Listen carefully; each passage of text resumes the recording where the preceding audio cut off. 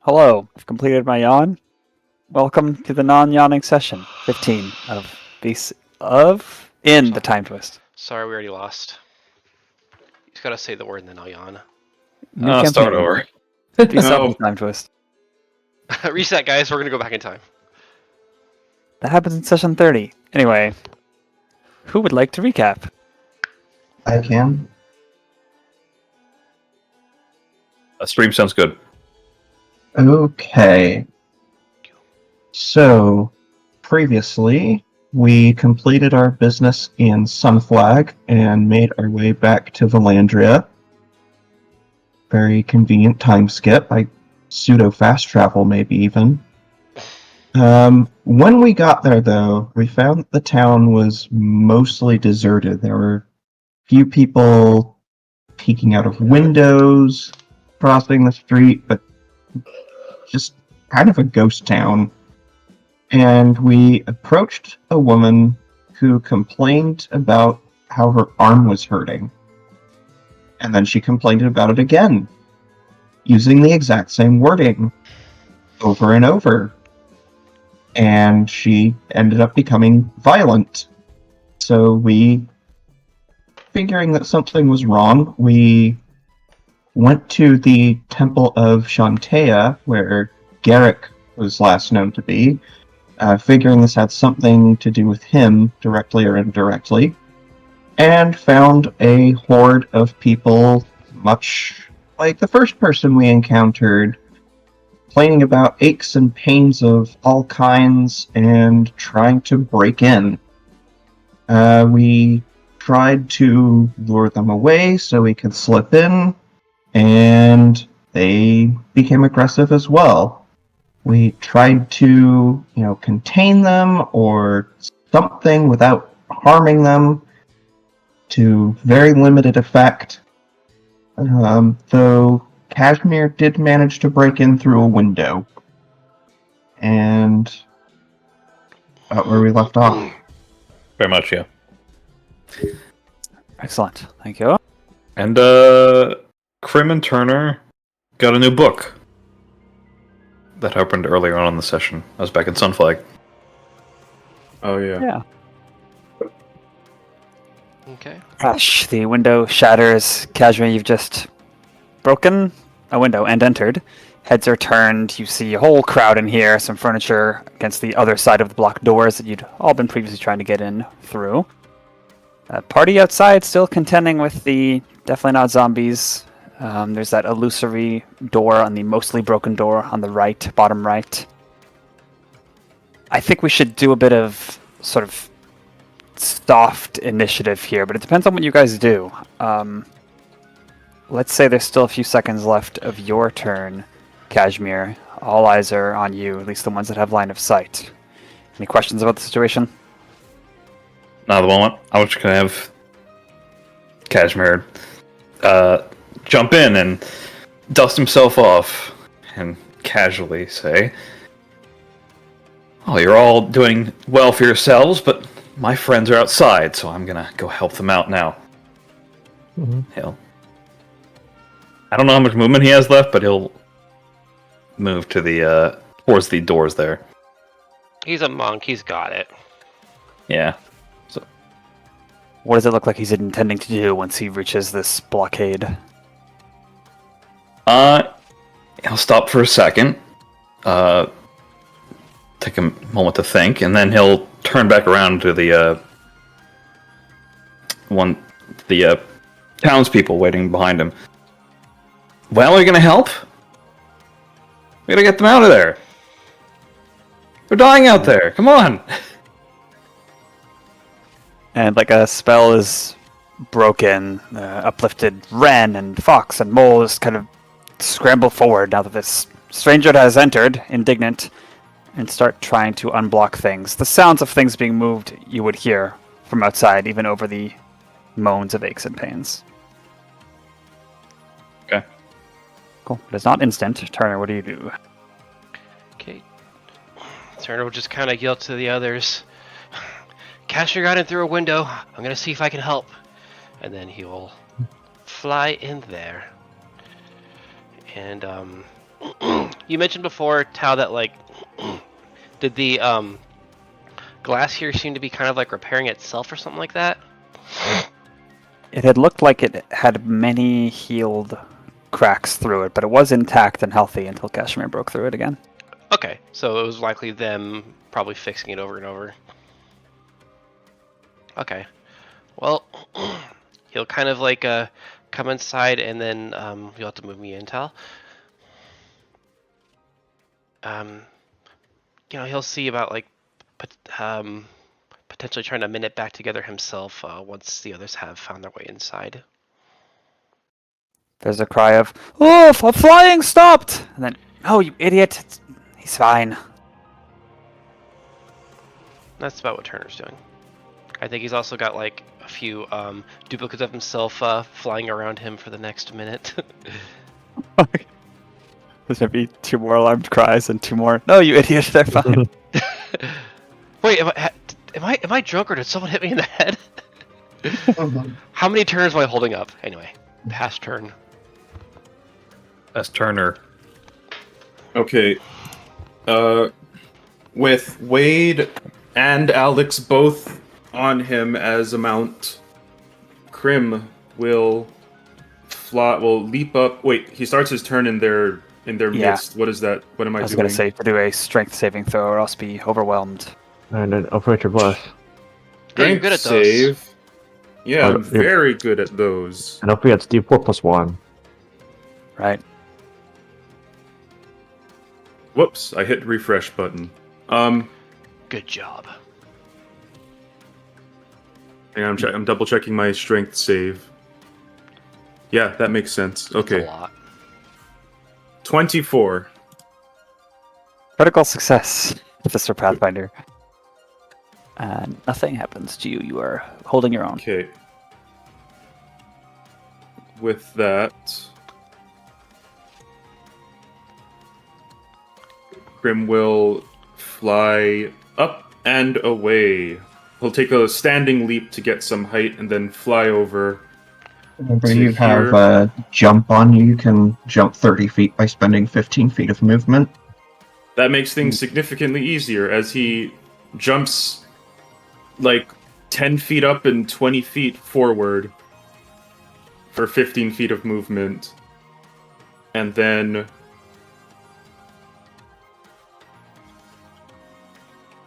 what happens with this door? Oh, right. I had its HP written down physically. Well, I mean, with the barricades and stuff. You can hear things being grinded and screeched along tile on the other side. But the wooden door, the true wooden door, not the fake wooden door, is almost destroyed. Right. Crim is going to try to... Yeah, he's gonna just break through that door while the barricade is being pushed open, and he'll try to do it such that he can also push most of the stuff aside while there as well. Okay. And roll damage. He will open with a bite attack. Oh, right, I don't have to roll to hit with that. Never mind. Good man.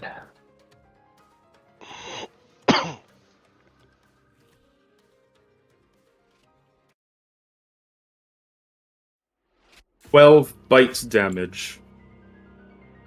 12 bite is enough.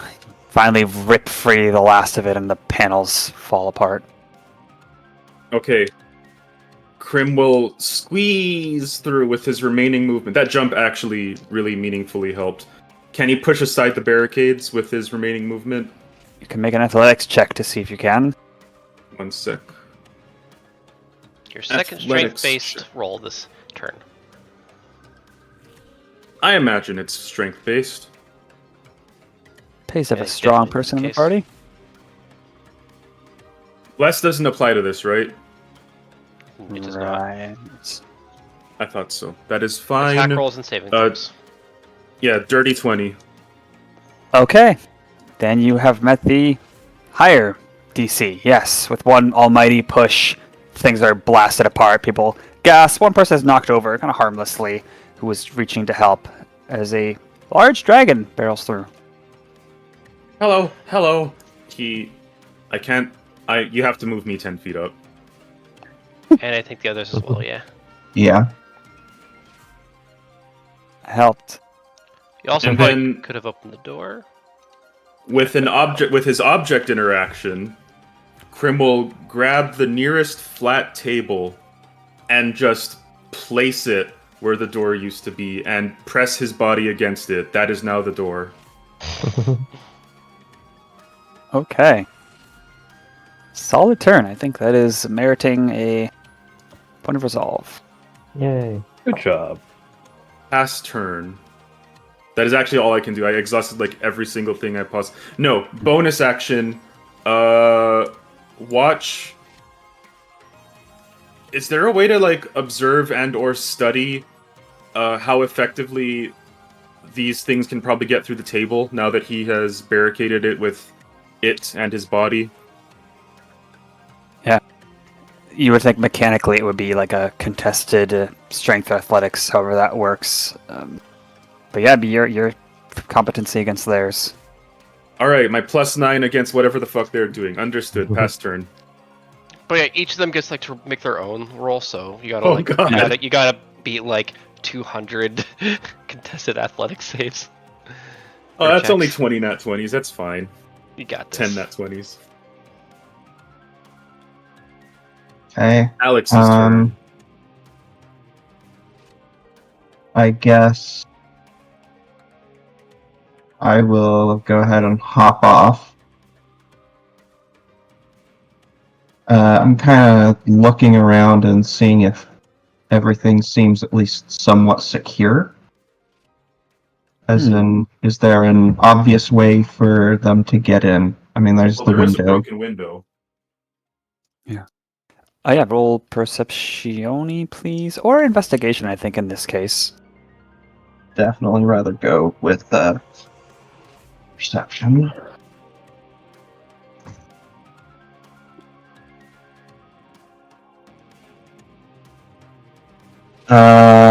That's not great, but 14. 14. Yep, obvious broken window on your left. Other windows, pretty thick, pretty intact. No weird people trying to get in. You don't see anything else. Seems pretty secure.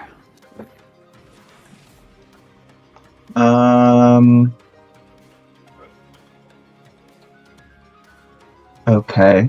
That was technically my action, so I guess I can't do a whole lot else. So I guess the only other thing for me to really say is, okay, what is going on here? Small tumult of voices over each other in the chaos. Some are surprised more people are entering. People are scrutinizing you to make sure you're not insane. But some other voices you can make sense of. And the gist is that they're barricaded in here, waiting a miracle. People in here are fine. The people out there, not so much.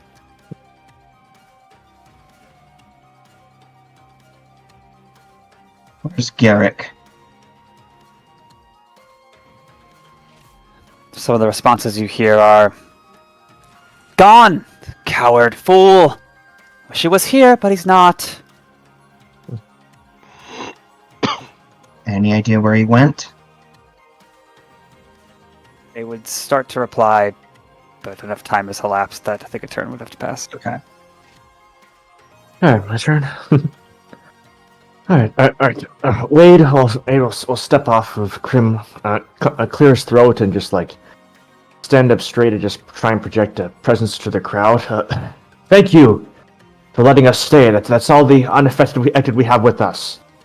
You've let us stay, but now we must make some order out of this. We must perform these defenses, get some men on that barricade, and some boards on that wall, or else our injuries will become more persistently annoying, if you know what I'm saying. Like, just basically trying to command the crowd and organize a defense. It's like Saturday morning cartoon way of saying we're gonna die. Yeah, I'd say no check needed. People are unusually eager to obey all of your commands and queries. And I think with that, let me just resolve the illusion rules for the hordes outside, and then we can leave initiative, I think. Guys, I'll double check the spell description. You can physically interact with the illusion by touching and making an attack against it. Yeah, I guess just tell me the what was in DC? The DC is 15 right now. Okay.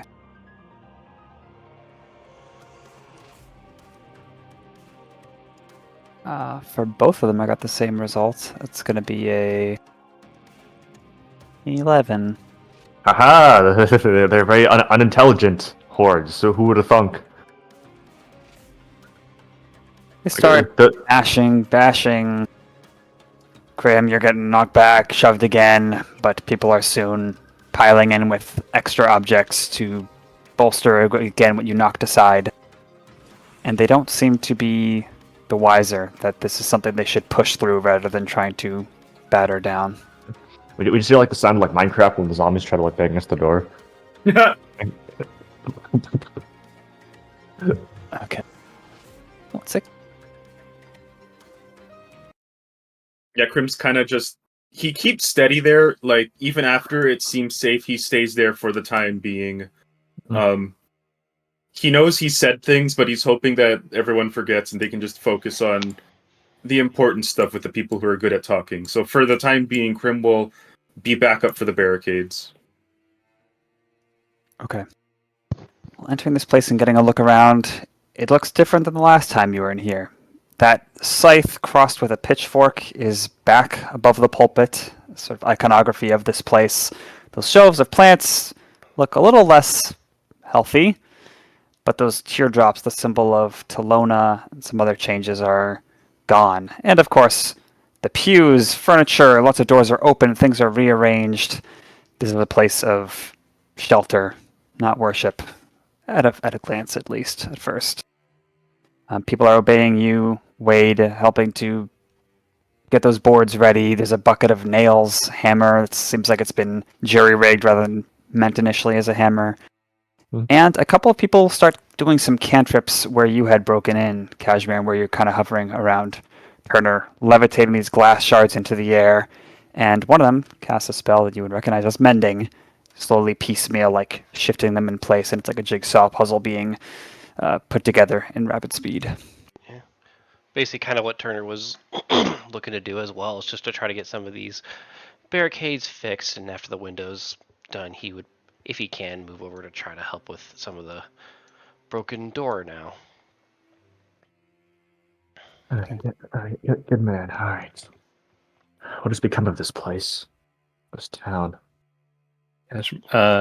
Cashmere's gonna shout out, "Okay, where's Garrick? What about Reginald? Do any of you know where any of these people are?" Yeah. After the immediate crisis is averted and immediate danger is less severe, you're able to look around people who are available, and you see Reginald, that rooster, that cleric or paladin or whatever, follower, sermon giver of Shantia. He's sitting down, doesn't look like he wants to stand, bit of a sour expression on his face. He looks up at you but doesn't say anything. And you hear voices again explaining, but we'll say one small clawed otter comes forth, seems to be one of the more talkative ones and can explain things succinctly. And she says, "My name is Devrina. I would be happy to answer all of your questions. Thank you for saving us, even though there are some who would curse you for joining us." Don't worry, we'll be cursing ourselves in due time.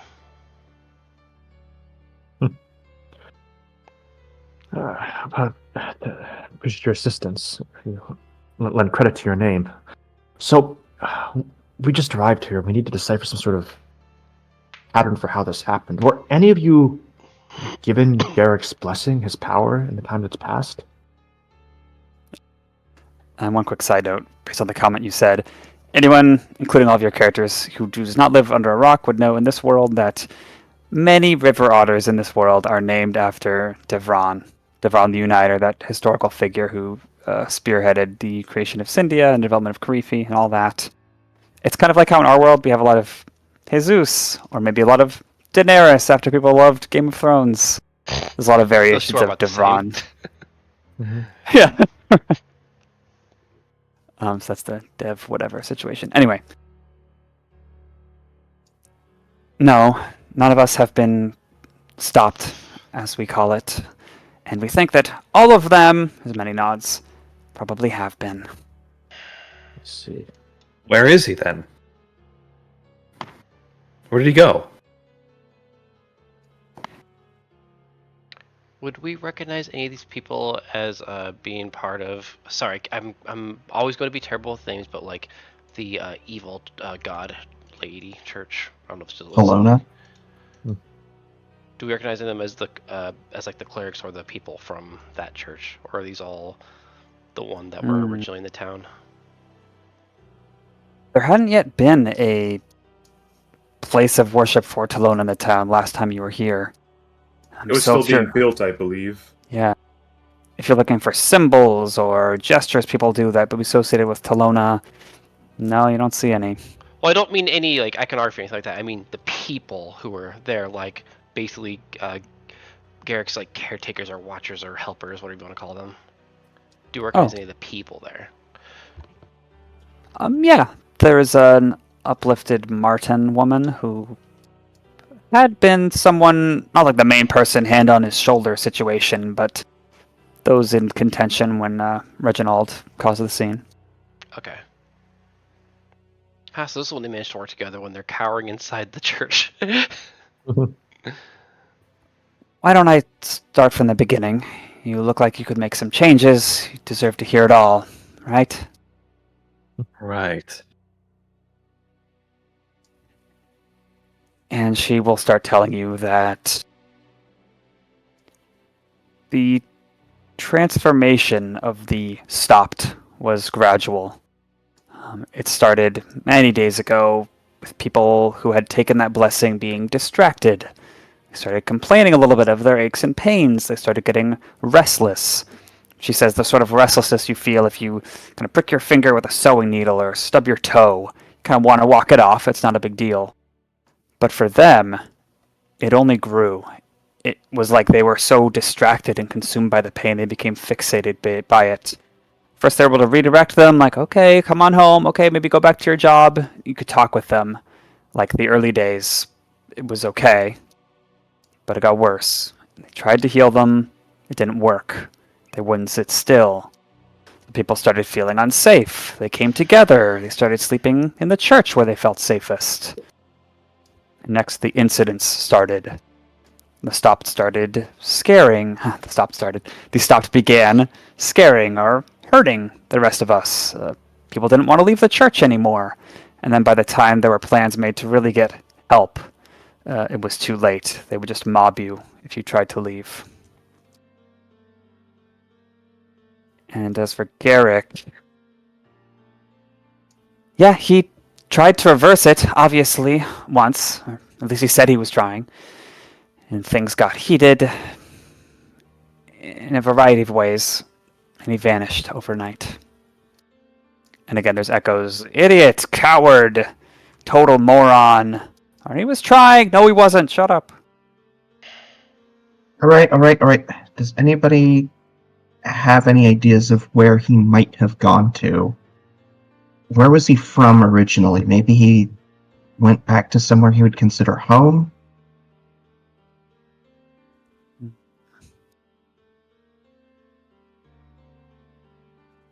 This seems to be not an untread path of conversation for them, and some old arguments pop up. A lot of people have different opinions.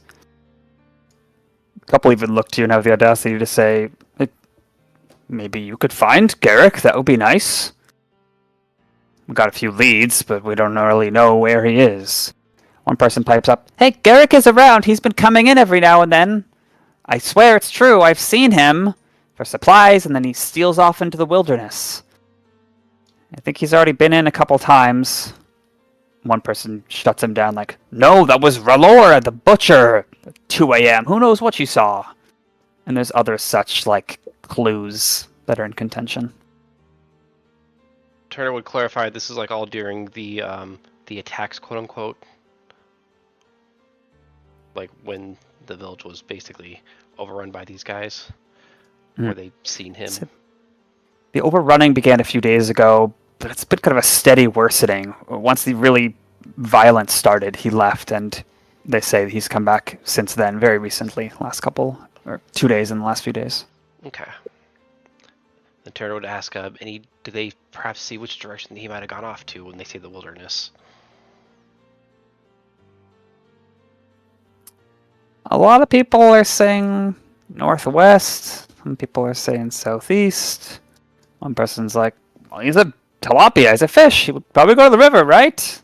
Other people say, that's not necessarily true. Let's see. Crim has the advantage of being able to entirely observe all of these exchanges from his current state. At this point, he would have shrunken down to his normal size while listening in. But because he doesn't have to worry about what questions to ask and instead just listen to how everyone's answering, Crim's kind of trying to piece things together of what's said the most often, where they were at the time, trying to find patterns on what seems to be the most likely to be true based on all these witnesses. If one person's saying one thing and there's like a direct contradiction from multiple others, he's probably going to rule that out, stuff like that. But basically, he's just trying to use basic deduction and statistical frequency to determine what seems to actually be happening in terms of his whereabouts. Is it reliable that he will show up tonight in those places, or should we just leave and try to trace them before the trail gets colder? Yeah, absolutely. Please roll investigation. You're good at those. Roll tools, Yeah. detective, magnifying glass proficiency. 22. 22. Okay.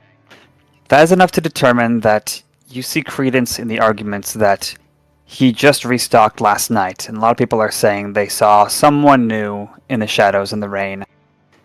And you think he's probably got enough supplies, if he's living alone, to last for many days at this point. So you don't think he's likely to come back anytime soon. As for other posited arguments for where he might be or what he's doing, yeah, you would think it actually probably is reasonable that if he's going to the wilderness, he's going towards the river, someone like him. But what sort of shelter he has, other clues, no, it's definitely going to be something you would need either better eyewitnesses or to kind of do some tracking or searching yourself. So Crim, upon piecing this together, will kind of nod and then eventually decide, okay, well, time to break silence. They probably already know anyway from last time I was here. So he steps away from the door once he's confident that the zombies are doing their own thing. He's like, alright, probably barricaded enough. And he says, what was taken? Was it anything like meat that, dripped things? Or something with any kind of scent or food? There's a typical reaction of, oh, that dragon just talked, and some people are freaked out, but quickly blows over. Devrina says, the people who have seen him said he definitely has raided the grocer a couple times. Probably a lot of food, we all gotta eat. Well, not all. She looks out the window. I think someone saw him going for some medication, furniture. No, he wasn't grabbing a chair, Fred.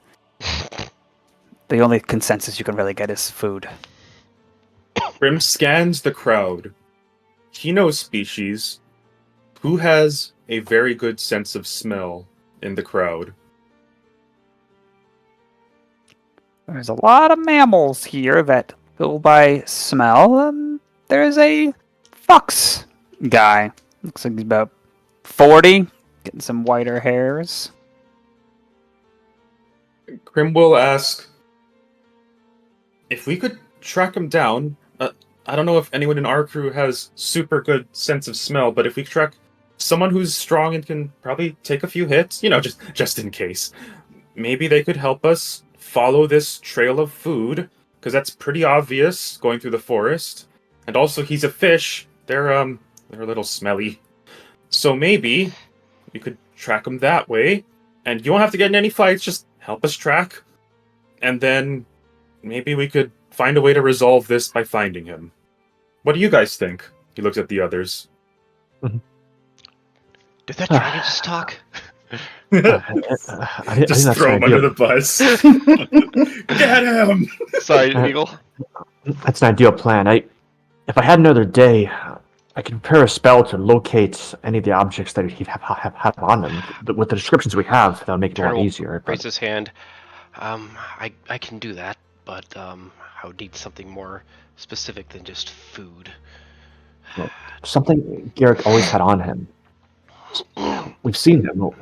Put your minds together. What would he always have on him? What did he wear? Turner would speak to the people from his faith.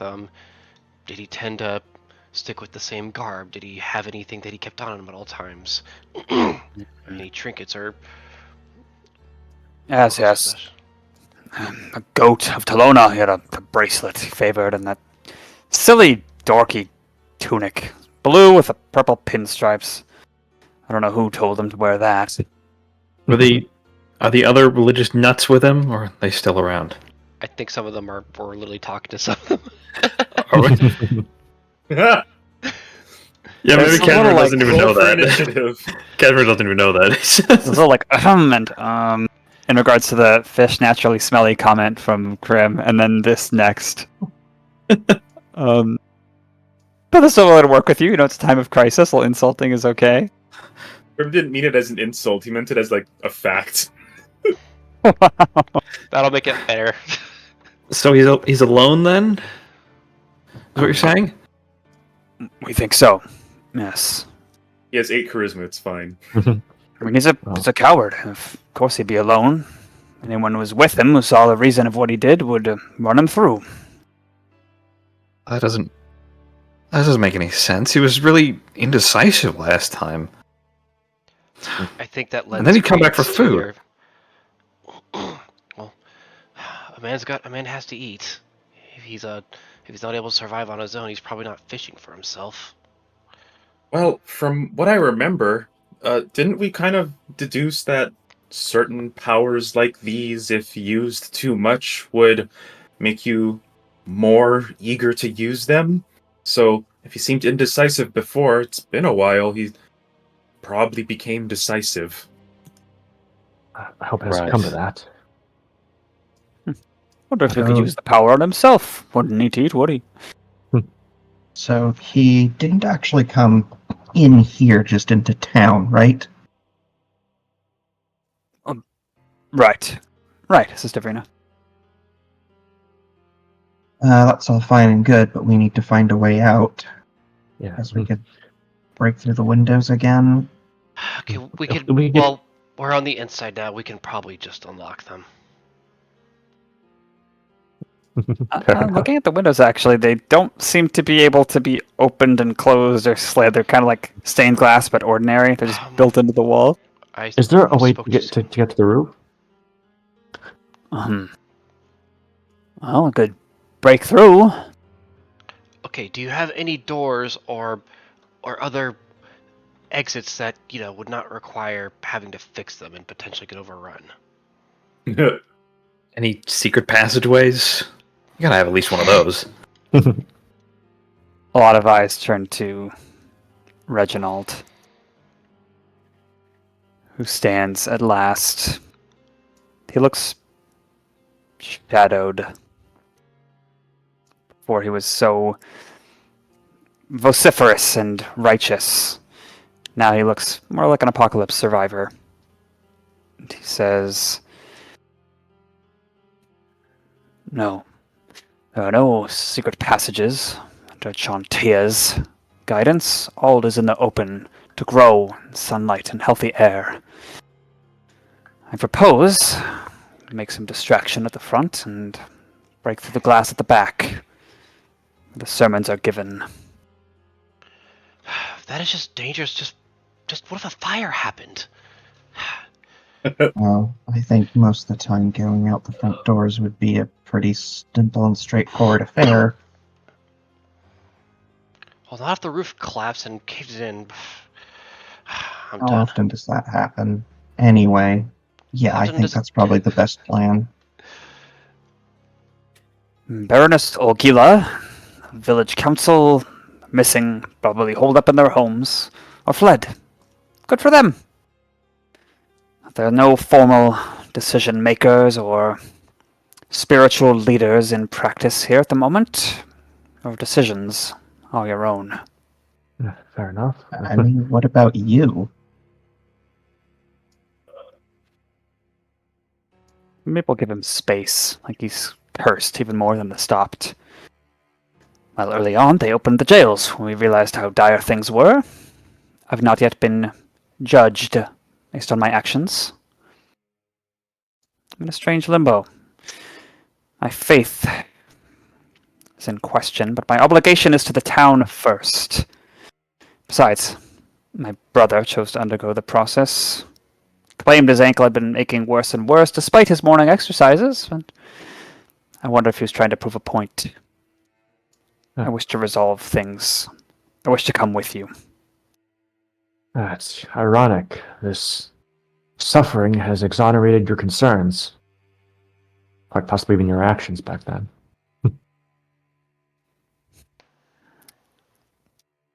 Some very mixed reactions in the crowd to that. He says, formally, I admit I feel vilified. Yes, Cheetah. Well, I recognize how awful this outcome is.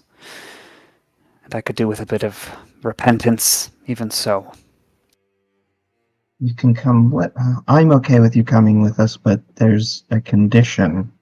You have to let us try to talk to him. No immediately jumping to trying to exact justice or anything, okay? The end of your words is cut off by the outcry of everyone. Not so much Reginald, but you're hurled with a, "Are you kidding me? If you see him, you bring him here, you force him, whatever you have to. No, just kill him, that'll end things. He deserved it. He's ruined our town, he's ruined so many lives." We may need him alive to reverse this. This is why I was telling you to don't use these things foolishly. But nobody listens. Does quiet down. People say the logic. Reginald doesn't answer, without more than a nod. We can find him, we can fix this. Simple as that. We've done it before. We'll do our best. And as tragic as the outcome was, no one put a sword at the backs of those who lined up for our service. Even if we didn't know the full risks. Yeah. There's some murmurs like, "Oh, we didn't know what it did. He seemed confident." Yada yada. But there's a lot of embarrassment too, you sense. Let's finish this. Save who we can. So, that distraction on the front, how are we going to manage it? I might have an idea. Oh, good. There's I had somebody an else. idea too, but it was bad. Somebody else here has a proposal. Before you go, says a very stooped, white-haired stag. He says, "I would like to give you something of mine. I have no use for this anymore, thanks to the state of the town. You keep it."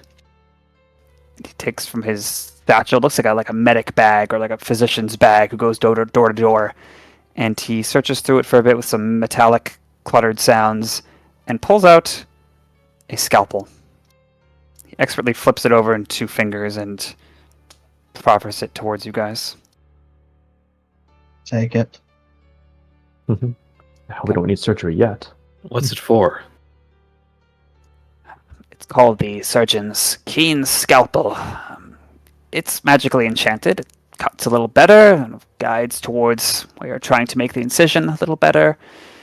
And if who you are trying to cut is properly anesthetized and can't move, it sort of destroys flesh more quickly. And you would gather from this explanation that if the creature has a speed of 0, it will do some bonus necrotic damage once per minute. Otherwise, it's a +1 dagger. Let's see.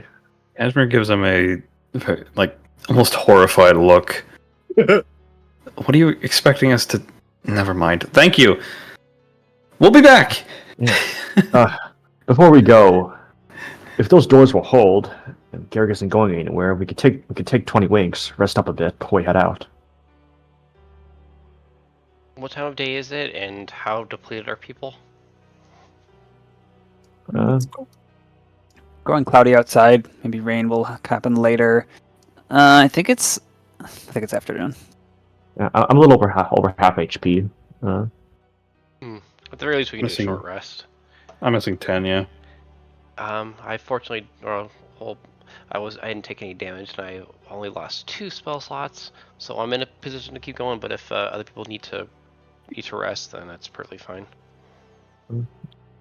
Is that like you miss HP, Crim? Or are you good? Crim's hurt, but not terribly so. He's not going to gain any resources from his short rest, because his short rest breath weapon was a bad idea to use in that fight. But he'll appreciate the heals, that's for sure. Yeah, I could definitely use it for points. Cycle then? We're in agreement? Sure. No objection if the barricades are good. Let me check something about We'll definitely that. need watches, but yeah. They get fixed up every now and then, some repairs and things. It seems like these people have a system that's working really well. Alright, sounds good. You able to get a short rest now? You certainly can, yep. Is that a Alright. 1 or a 7? And then it's what was a that? 1. What was that spell where, like, instead of using our common modifier for short rest, we used, like, something else? Mm-hmm. Doc, wasn't that one of the healing spells or something? Treat wounds. Let's see. So treat wounds, how it works. Midwives have a cantrip called Treat Wombs. Damn. So instead of 8 carnage, your spellcasting ability modifier. So would Alex be able to help just cast down on folks taking a rest? It's a Garbo roll. Hold on a second. I actually am probably going to heal more from a short rest because I get to add my proficiency bonus to every hit die I roll. Oh.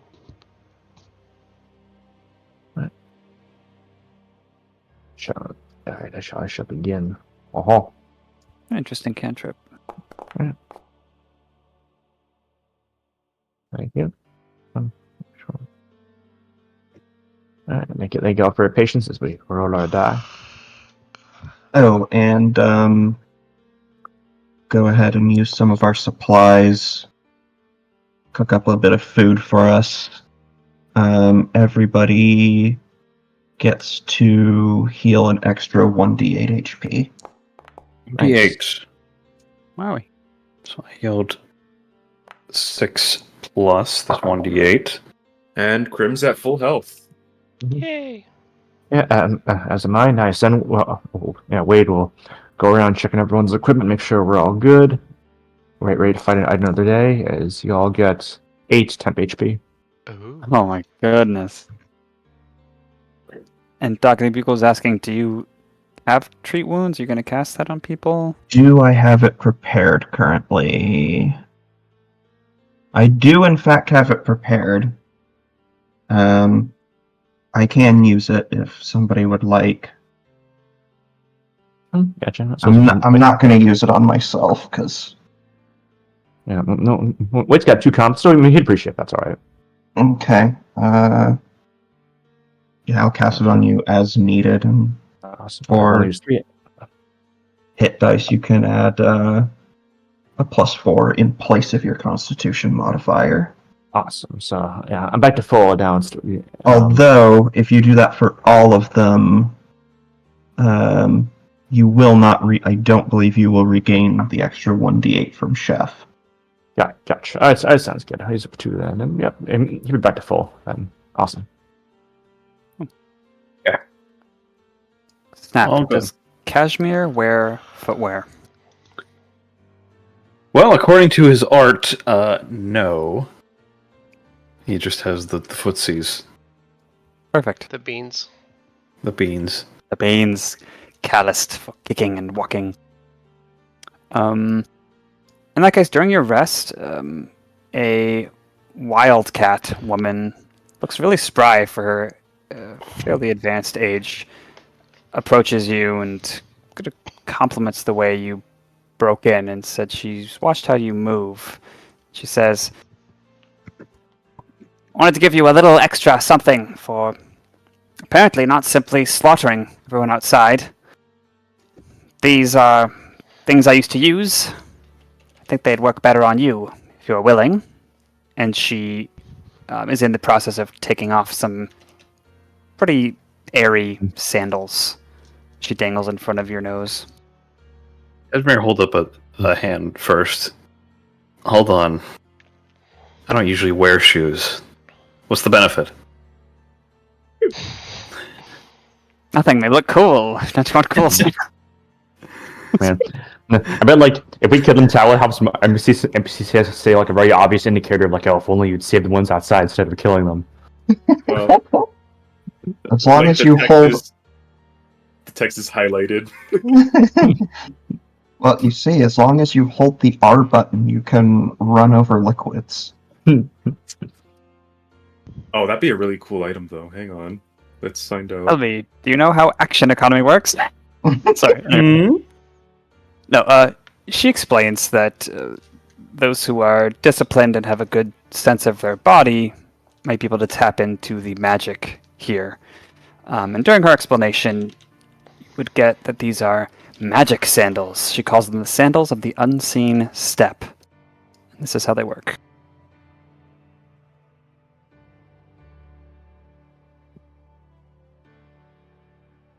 Oh. As she's explaining, yeah, I used to go barefoot too. These are pretty thin, you can still feel the earth beneath you. Maybe worth a change? It's up to you. He looks at them, holding them up, kind of awkwardly, turning them around. I'll consider it, but thanks. Oh, thank you. And thank your friends too. It's been enough anger. We don't need the anger of once this all is over, seeing the corpses piling up. Yeah, no kidding. But we know better. Mostly. We do. Hey, we only had one death. He chooses not to mention that. I think Alex is still pretty sure that person's going to come back to life at some point. Does not realize he has just killed somebody. Turner will not take the moment to break the news to him. She gets a 6 on her insight at your words, Cashmere, and does not. Her smile holds fast. Good. Okay. You already move out? Crim seems Alex ready. nods. Cashmere will slip on his new shoes and start wearing those, I guess.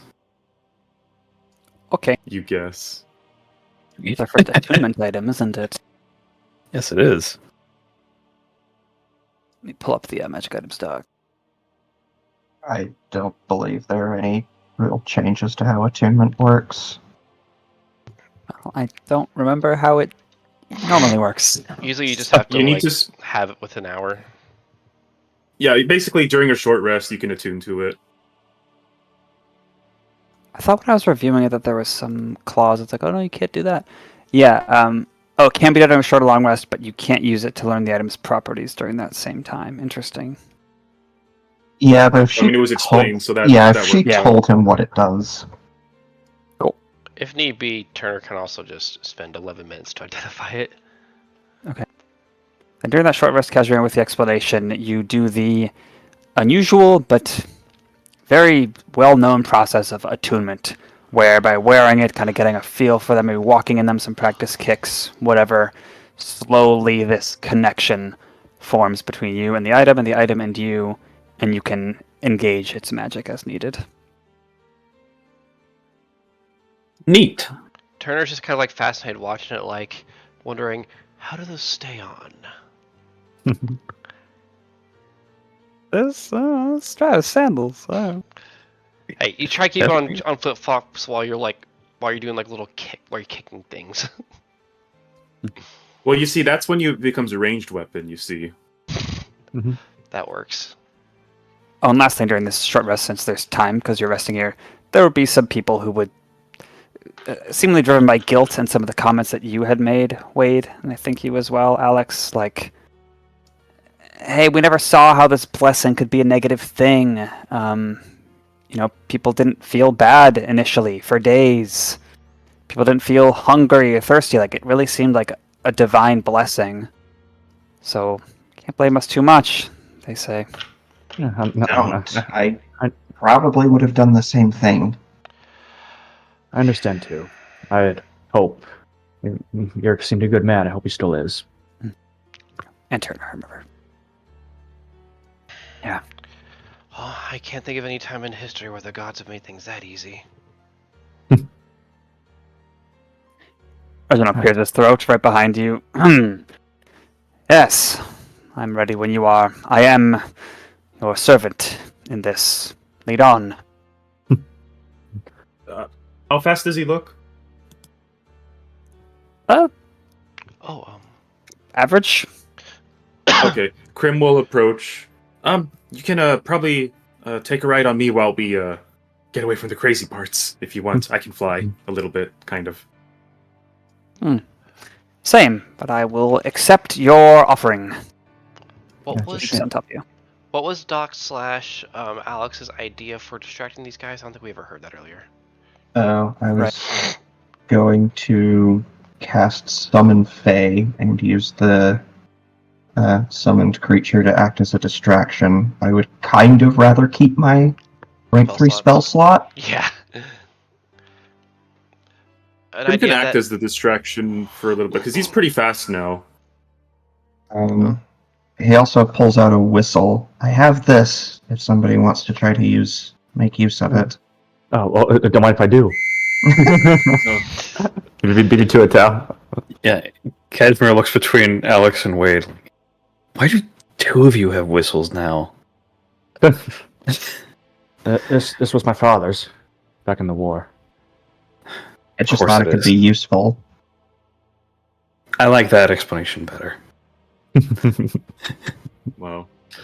Alright, well, yeah, if we can save your magic, that would help. So, does it seem like we'll actually need a distraction if, like, we just broke through one of the windows and just, like, all of us hauled ass out? Like, will they be on us in a short amount of time?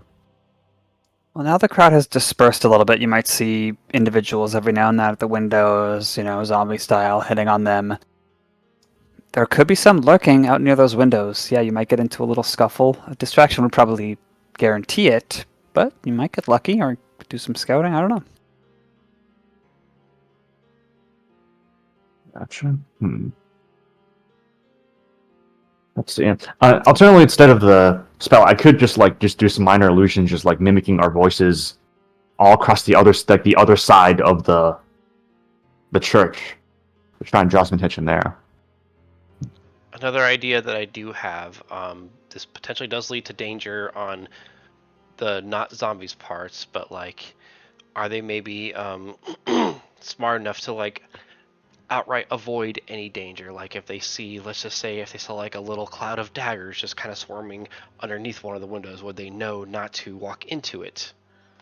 Because that would be bad for their sort of health. Oh. You could do a religion study of that. Can I get a guidance for that? Because I want to do this good. Sure. Man, I miss having wing boots for all my characters. Just fly over everything. Those are the days.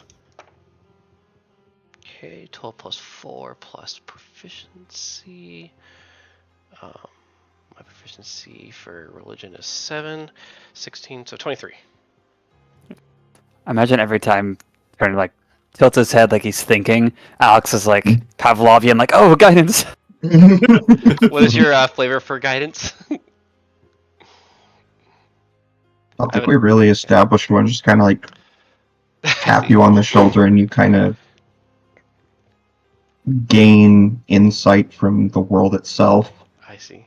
My the other current campaign that I'm actively in also happens to be playing a bird or a cock or a druid, and my flavor for guidance is like he kind of like plucks a feather and will put it on the person somehow, and it like just kind of dissolves into them. Oh, that. End of campaign is completely like a flight. Anyway, He molts a lot. Alex has to pluck off one of his gills, and like he Oh god. has to worry about them regrowing. He like blows a little bubble. That's the spell slots. Each gill. doing a marriage of what you understand, Turner, of zombies, which these are very similar to in behavior, and the effects of the stopping that Garrick created. They don't seem to have self-preservation. Perhaps in part that's because injury doesn't carry with it as much of a threat of death. Okay. Then yeah, the best course of action to do that would be something to shield their vision, but well, we might just have to go with the distraction method for now if we don't want to wait for a rest for me to learn Fog Cloud. Alright, let's see if zombies can sense patterns. So, I suppose like Wade will go to the opposite side, like opposite wall, which we're going to exit out of, and he'll just start casting minor illusion sounds of like clanging of sword, just like like the sounds of combat and such, just on the other side. Like if they're stupid, there's like zombies. They should be able to recognize that. Oh, I've been fooled before, and this is the same thing trying to fool me again. Like they're stupid. Even I don't even think like just because of the nature of what we've already interacted them with about. I'm pretty sure they just have short-term memory loss for anything that isn't just that moment. Considering we literally tried talking to them and they just forgot, and then proceeded to do the same thing again. Turner will assist. Will assist Wade in this by like whatever window he's trying to do. He will cast the light cantrip on that window to make it just kind of like shine like a little beacon. I'll go ahead and move over to this like other window, and they seemed to have quite the reaction to it last time. I'm gonna cast Druidcraft and create the sound of a pigeon somewhere out here. Okay, wait, where are you trying to make your effect? Same area. Well, wait, guys, the token's on the right side. Oh, I was trying to go to the opposite side of everybody else, so we're kind of. Oh, well, if we're trying to keep the zombies in a specific area, we might just want to have them hard focused on like one side of the building, while we try to make our escape on the other. Yeah. I see. Like we can do different windows on the entire side, but yeah, just to kind of get them congregated in that area, and hope that they don't overrun it. I'll do the left and hope that token isn't accurate. So yeah, we just start casting like past the window, like this area over here, just like random like sound effects of battle and such, and his friends. Well, hey, maybe if we can get them all their attention by the window, we can just go out the door and not have to break a window. I mean, one window's already. Well, I think they repaired it. We right? fixed Okay. it, yeah. Suddenly a Tarask appears. That's a small token for a Tarask. All right, guys, to the zombies. Okay, Oh, yes. With your experimentation, they are reactive to new sights and sounds. It does not hold their attention very long.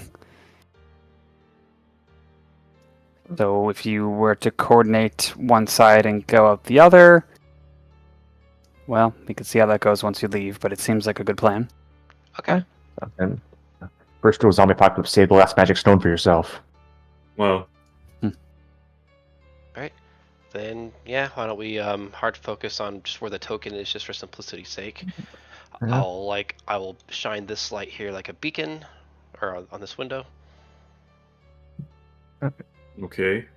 We don't do illusions over here. Then we just start running. Or we'll just break the window and start running out the front door. Well, if we're gonna break the window, we might as well go out the window. Oh yeah. So yeah, we'll break the window, go out there. And formulated, there's the beacon of light, there's the fluttering of pigeon wings, there's the sound of people and clamor, and all together all at once, yeah, pretty much all the stopped folks shift over there. Some like boom, boom, just land into sight from having jumped off the roof, like crushed, but just stand back up, like, oh my knee. And then shattering glass to the west, and people are ready to mend it right behind you. You can steal away. So I hope like some people like jump off the roof and they just start complaining about something completely unrelated, like, oh my toe. Up off the roof. Oh, my shoulder really hurt from it. My spleen! they land like the Family Guy pose, where he's like his arms behind his back. Oh, you had to go there, didn't you? Okay. And it is now drizzling a little bit as you emerge out, and soon you've placed 100, then 200 feet away. There's folks on the streets who aren't part of this big crowd, and there's people in the homes looking at you with, who are these people? What's going to happen? Is this going to end in tragedy or success? But you're out. Let's find out. All right, to the river? Yep, sounds like our best bet. Sorry. Looking at a map of the land, Turner would deduce that's probably to the northwest. Okay. And away you go, again seeing the skeleton of that new temple being built. Some shops with some broken windows and open doors. State of post-apocalypse in this little town, at least. And as you leave the village, which is right on the river shore, you might be following the river west, I suppose. There is a small rise, and calling out to you, and rising from cover, you see Huston. The wagons and the lizards attached to them aren't in plain sight, but there's a dense tree copse behind him, and it looks like he's wounded. You see some crimson about his face as he's like gesturing you guys over. My way over to him. Yeah, let's regroup. I swear, Okay, if you so tell we're- Flies over. I swear, if you tell us more than once where you got that cut. Oh, yeah, I get it. You could see he's got bite and claw scratches. There's some gauze rolls that he's produced. It was apparently just using before he saw you. I got into a bit of a scuff, but I'm okay. I'm ready to come with you and help. Oh, and hello there again, Reginald, I think. He nods cordially. I'm glad you're all right, Huston. Not to belabor a point, are the carts all right? Will they be fine? Oh, yes, I made doubly sure of that. They're kind of wedged right in there, circle pattern as we usually do. I don't think anyone will bother them. All right, fair enough. Then I guess just stay in the back. Use that bow of yours. We use all the help we can get. Yeah, that being said, I don't suppose any of you wanted to watch the wagons and all the goods, the silk too, of course, and the lizards. You can maybe move them if you see any cursed folks. I don't know. I don't know if it really is safe to leave them, actually, now that I think about leaving them there alone. We won't begrudge you for staying back to hold the fort. It's an important role in logistics. Do you mind? Well, I don't know if where we're going isn't necessarily any more danger than where they currently are.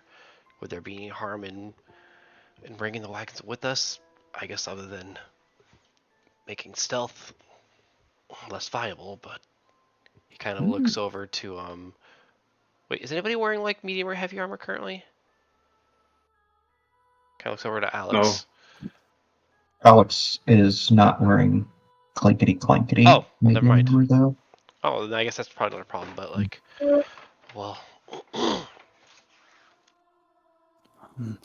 I like the idea. if we're going somewhere where there isn't danger, and the lizards won't get spooked and break harnesses and things, I would love to. Huston's like that the merchant from Fire Emblem 7, you know, like the unit that like follows you around. Oh no, it's no Fire Emblem 6. But anyway, all right. Oh, I know what you're talking about. I never played it though. not entirely sure where we're going. I don't know if it's the best idea to have a whole caravan following us as we search through the woods. Well, That'd be a little obvious. how But about go on. no, that's it.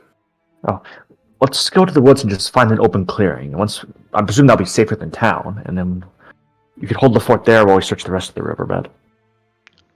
We're bound to find a clearing on our way. Yeah, Reginald says, extra manpower versus safety of your goods, apparently. And so is the party's decision to take him with very cautiously? I think For now, well, if only because we're kind of still close to town, and we don't want any wanderers to run into the lizards, and it's like, oh shit. So yeah, I think we can take him. And then just like once we find a safe area, he could stay there while we search the rest. Okay. Okay, cool. He rounds everything up, and you're able to keep going to the wilderness proper. Reginald reminds you that every hour that passes, that risk to Valandria, and who knows what might happen there, may grow. So he hopes that you have good skills to make this as quickly as possible, not to mention limited daylight, at least for today. We'll get it done. Well, Okay. once I create the beacon, I'll have roughly 10 minutes to search around the area until I get a signal of him. Okay. So I'll wait until we at least have some evidence that he might be nearby. You make your way westward upriver of the sister river that goes from the Twin Lake, winding up to the Sanswent Inlet. Water's getting a bit choppier. It's helped by the drizzle that's increasing everything. What is your general approach here from like a skill or technique perspective? Are you just kind of following the river, keeping your eyes out? Is anyone employing specific skills or tasks, magics or otherwise, besides what you just mentioned? I recall someone that might have been it was either Wade or Crim who was like trying to see if there was like a canine or someone with keen scent, but I guess we didn't establish that we were kidnapping anyone Oh, yeah. or conscripting anybody. I figured we decided against it because we figured you already had locate objects, and that'd be like a substitute. I suppose. Can always go back. We'd have to deal with the zombie horde again, and yeah. I mean, probably. Some of us must have like keen scent smell. I think I have it. Let me check. I can get it if needed. Cashmere has keen hearing. Yeah, I know Cashmere had keen hearing, but not scent. Yeah. I might have him go ahead a little bit and hide behind trees and keep a ear out. I If he have hears keen anything. sense smell. I've managed wisdom checks for percent. Oh, nice. Oh, all right. Well, there we go. Despite being a bird, I have unkeen eyes. Advice: my default perception is just +3, but still, it's something. Hey, it's advantage, right? So that Yeah, plus it's guidance, it'll be nice. Well, Cashmere looks in the front. Tall ears getting any signs of things walk around the people, perhaps? So far, nothing. All right, let's see if I can smell some rations. So yeah, Wade will try and take a roll in the front. Yeah, see if we can sniff out what they identified as and bring along. You do have keen smell? I believe, yeah, keen sense. Keen sense smell. Wow. Okay, cool.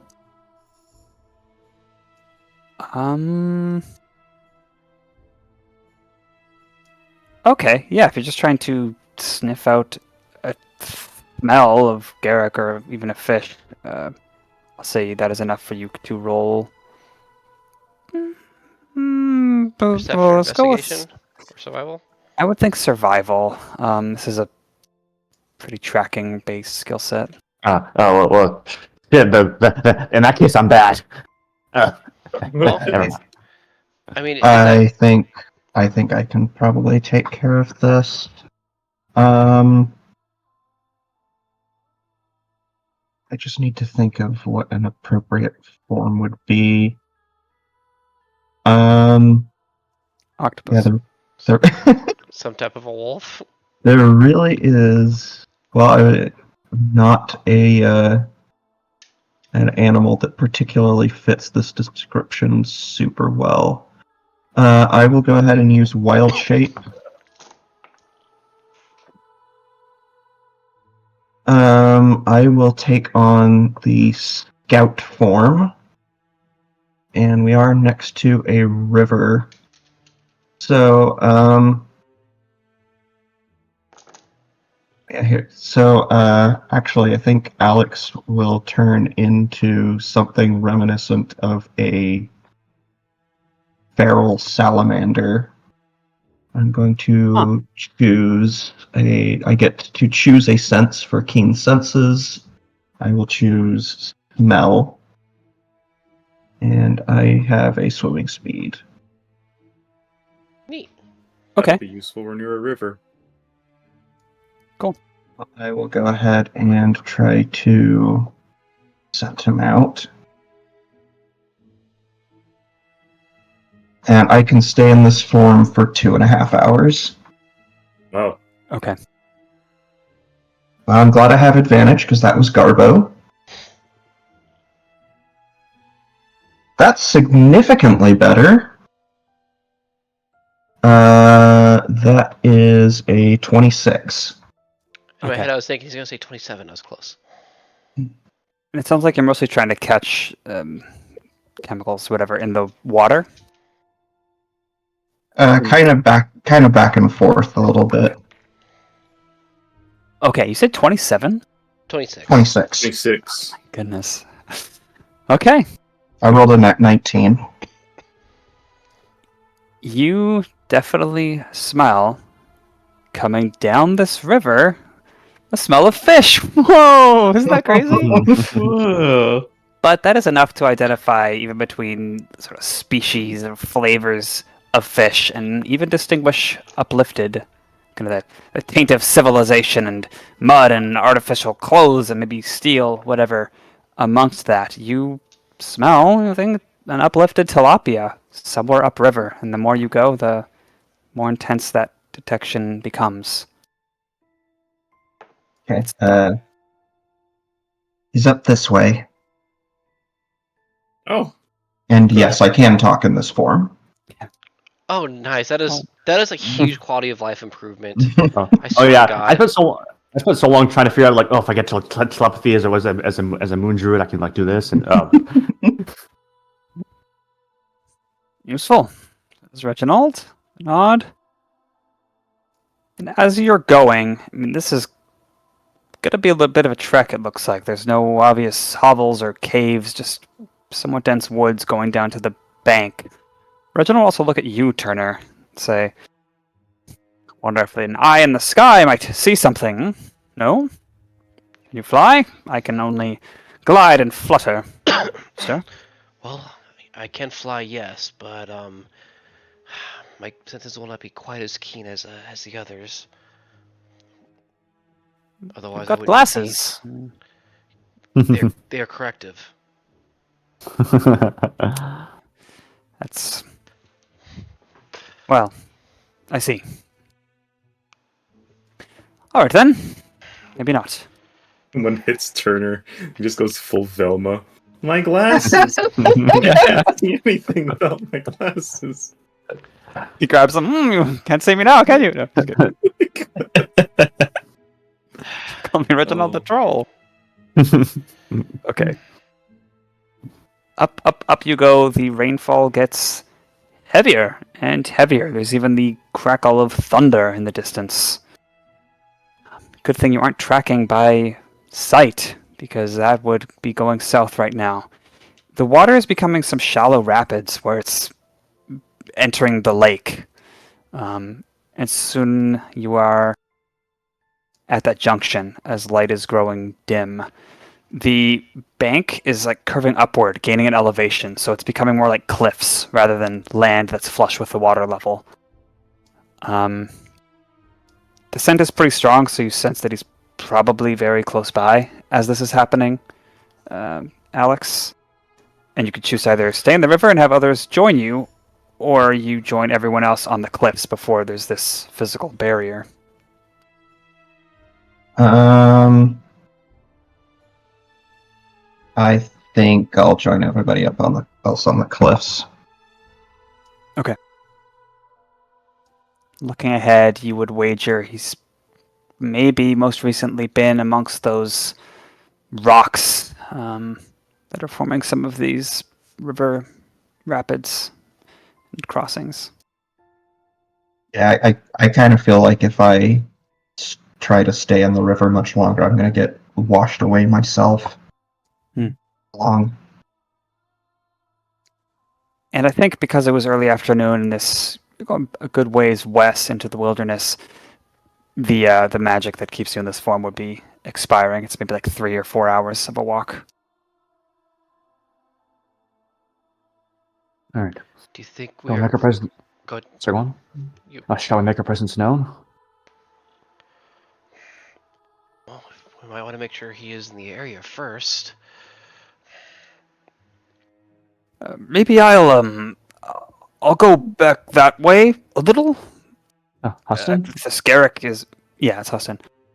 If the perception of him... I just worry there might be conflict or something. There usually is. I'm hoping there is. Yeah, fair. You'd stay there. If you need anything else, I'll send a messenger. Appreciate it. Okay. He looks like he wants to say something about the importance of silk again, but kind of nods and leads them off to a little hiding spot. Well, All right. Is it cool if we do a little breaksy here before the next little bit? Sure. Should be fine. break good time. Sounds like a good idea. All Very right. good time. We'll see y'all soon.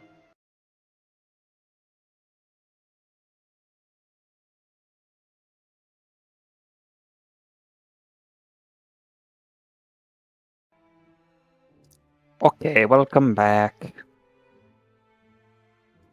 So, with the gentle roar off on your right, ascending the slight slope of these cliffs overlooking the river where it comes from the Twin Lake, knowing that Alex has smelled uplifted tilapia nearby, and some people thought he might go to this place for whatever reason,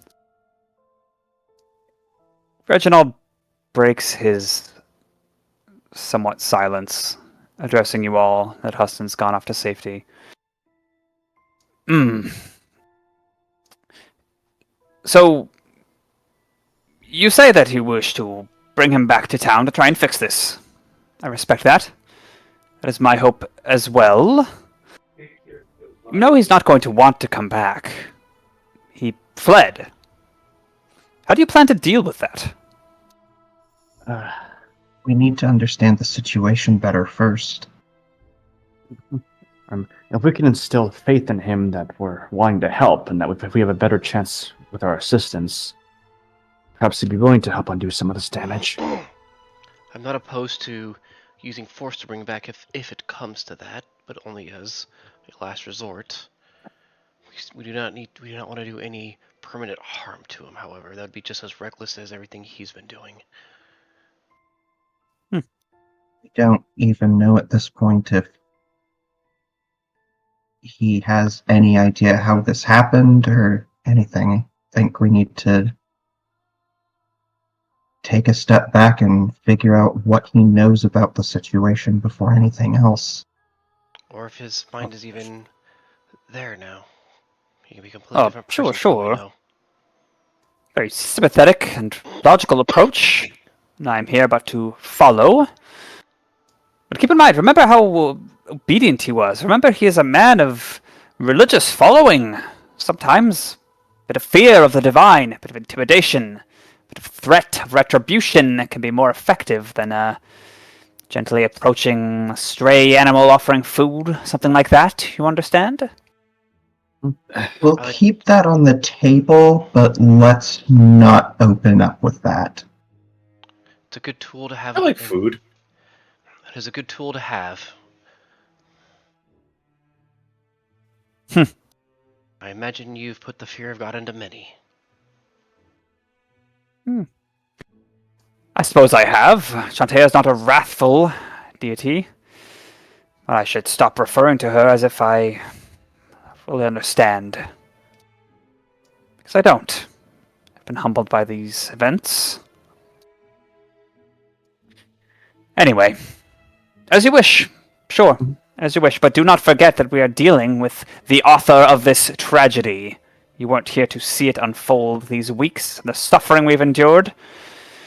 If your touch is too light, well, that is not justice at all. Yeah. I mean, we still kind of saw what it ended up doing. It's not as though we're completely unaware of what effects this has had. We'll beat him up if we have to. We've done it before. This is not our Oh, first so- rodeo. He'll see the Try- way. We'll try and save what we can. And Cashmere, where you come from? When someone commits a crime causing death, suffering, stealing, whatever, do you say you'll punish them if you have to? What, me? Yes, I'm curious about the culture that gives rise to your opinions.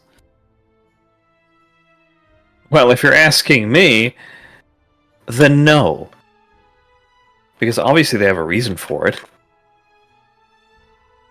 Again, this may, in fact, I suspect it's probably not something he did deliberately. Yeah. Obviously not.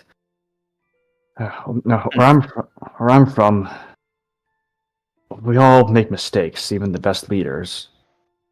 But the good ones take responsibility for them and their mistakes. And sometimes the best decision in the moment, what you think it is, gets the man next to you killed. But all you can do is try. I know a bleeding heart, but If it reassures you, the first person that we've encountered with these powers beyond their comprehension is currently in jail. That is good to Oh hear. yeah, I remember that one. And his actions were far more deliberate. Well, And for, we shall see.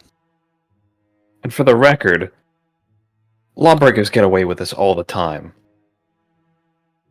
But that's what we're here for, isn't it?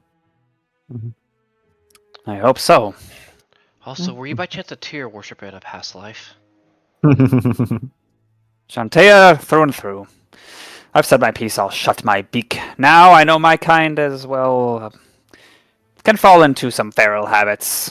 He does like a cock-a-doodle-doo, like being obnoxious. My apologies. Well, if only any- doing this- Now any attempts at stealth are truly off the table. It's like feathers like shifted away. He looks embarrassed. Yes, well, carry on. If only you could have joined us for a fight in the church. Yes, I am a carrion. Anything else you'd like to... Okay, I'm done. Shall we? Let's do it. Okay, pushing forward. A moment later, this rain becoming a downpour, your clothes soggy, and the water has become deep now. The shore becoming like bendy, contoured, probably pocked with caves with all these rocks. You find a specific. Let me just switch to a map. Wow, that would be very helpful if we had one of those. Wade's cap is soaked through it, but occasionally he'll like do presto and just like warm all your clothes. This is not a battle map necessarily per se, just to kind of demonstrate. Shoot, actually, we'll hold off on the map for a sec. Don't worry, guys, we're safe. Why are we unable to determine our location? The map's too wet. God, I just feel so zoomed out right now. I will describe this, and we shall use our imagination. As you're going along the higher cliffs, nobody's around here, but be leaning over at times. The rocks kind of emerging from the cliff face more than dirt to give it structure. That's when you start to see, oh yeah, some of these kind of go into the cliffside. There's some caves, some are dry, some are probably underwater. And it would become clear that, especially in the rainfall, or perhaps especially not in a rainfall if you're an uplifted fish, probably a good place to hold out if you're trying to hide, and that would be consistent with Alex's smell situation. But as you're beginning to look amongst these caves and do some investigation, you see a couple of large serpent-like beasts, monsters, off to the west, maybe 100 feet away, coming into view over a rise in the contoured cliffside. And as they see you, and you see them, they start beelining, slithering towards you. Prepare yourselves. Let's be a friendly encounter. And so these things are clearly feral. Yes, they don't seem to have a conventional face. Alright, spread out, everyone. Dispersion. All right, so determine if someone is feral or not. You have to check if they have a face. That's good to know. Roll for initiative. You check what their tag is on. Oh yeah, I gotta roll the. I'll just roll it here. Yeah, I find that easier to do. Do you roll initiative, Tal? Yes, Yeah, you please. just said that. Oh, okay. Damn, Sorry, I missed got a it. low one. Just roll it like that, and then I'll add 6 to that, so that's You can, 19. I'll just edit it. It's no big deal. What's your dex bonus? Or your dex Cash? score? Yeah, cash. Plus 4, 18. Okay. That'll Alright, represent for the tie. I have +3 dex. Do I go pull the Grick or no? You're- I'm still adjusting. Ah.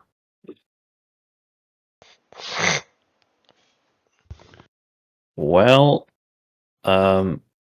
anyone want to switch?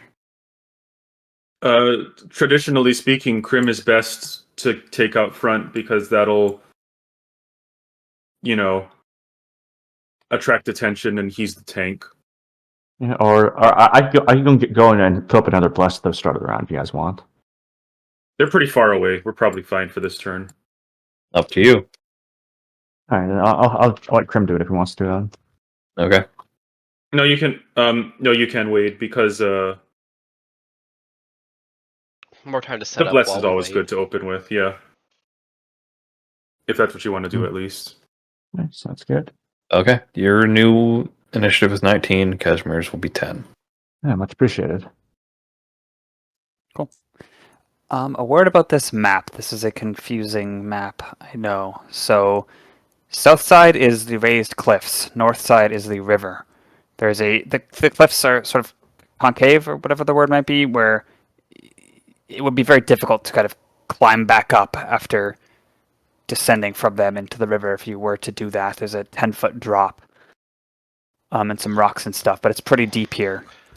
The stuff that's south of the brown line is like underground, like you're walking over it, so you can ignore all the black lines and stuff that is underneath the brown line. From your perspectives, all there is the brown, kind of more or less flat, ordinary terrain, free of trees and such, and north of it is the flowing river, but you know from your early investigations that there are some kind of caves into the cliffside. Does that make sense? Yeah. And, Okay. Yeah. presumably somewhere inside these cave systems may be our catch, but we gotta deal with these guys first. Okay. Yeah. The nearest trees or cover is about 500 feet away, but you are welcome to go off map. The cliffs have kind of made it rough for tree growth here. So it looks like I go first.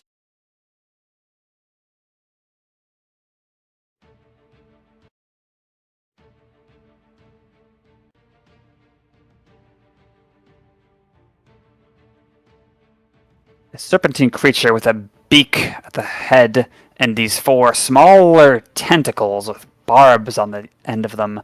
A strange sort of creature rushes forward, leaving a slimy mud trail in its wake like a giant snake. It shall dash, going 60 feet closer to Wade, and it'll be your turn. Alright, gotcha. Let's do this. Alright, let's see how close he gets. Bah. Easy. Mm-hmm. Alright, I was 60? Yeah. Alright. Do not let cold or exhaustion sink you, comrades, for we shall push these fellows back through the mud. Bless. Second level. Wait, everyone except Reginald and Alex. Sorry, 4 people. And then Wade will make some magic stones, and then do a fighting retreat. Right, back to the edge. Like check some distances. Maybe one more up ahead. Yeah, pass turn. So, Oh, my turn. on Wade.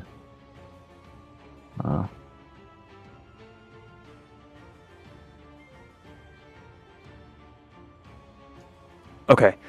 Reginald, you hear him saying as he steps forward, much of my mental focus was spent healing and guiding us at the temple.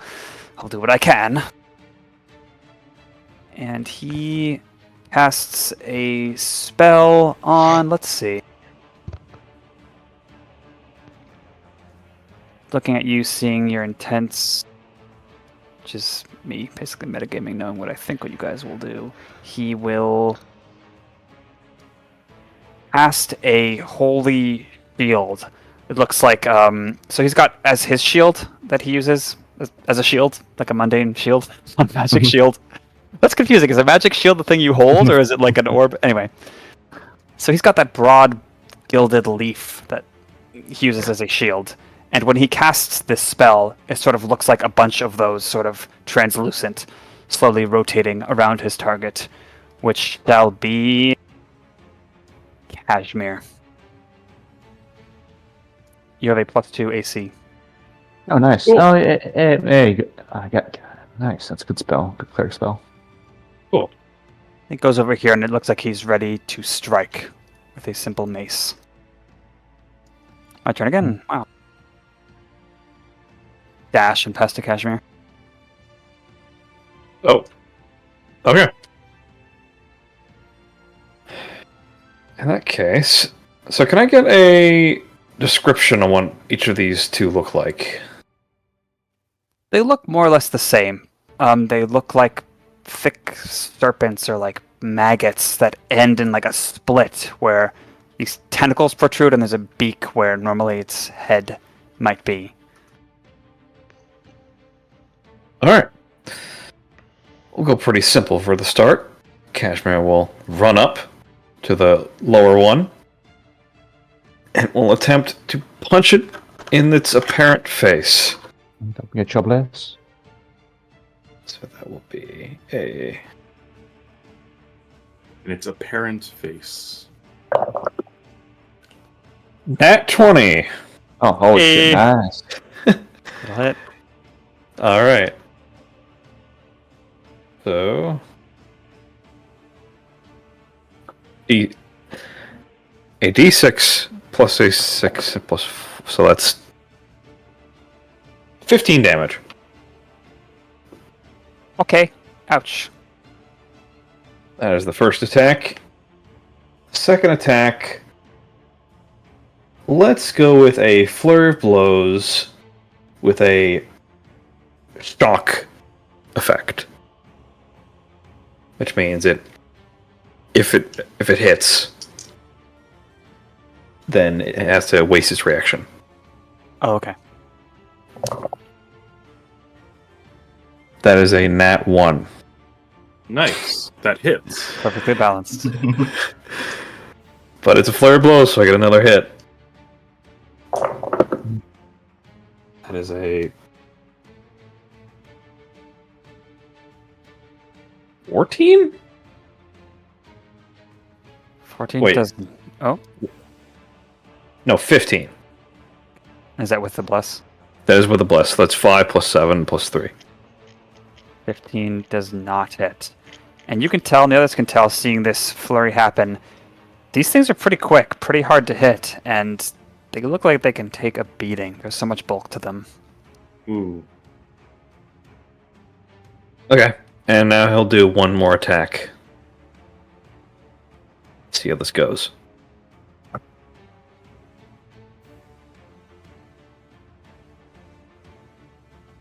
$16. Yes. Dang. Okay. That's his turn. Mostly just figuring out what the deal is here first. Mm-hmm. Yeah. And sensing that. What? None. Good. Okay. Alright. We got trouble. So Crim grows.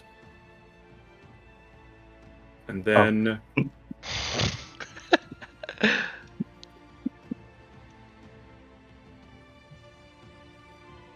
I don't know what's so funny about this. Okay. Oh, sorry. Look at the memes channel.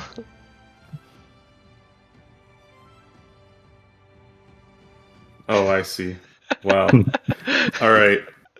Alright, yeah, right. This is all just flatland. Okay. Awkward spot. I'm trying to determine which triangles they're occupying. Yeah. Yeah, they're totally not like marked as like large creatures, so it's kind of. Yeah. Okay, that works. This is the best I can do for now. As Crim goes for, let's do some AC judgments here.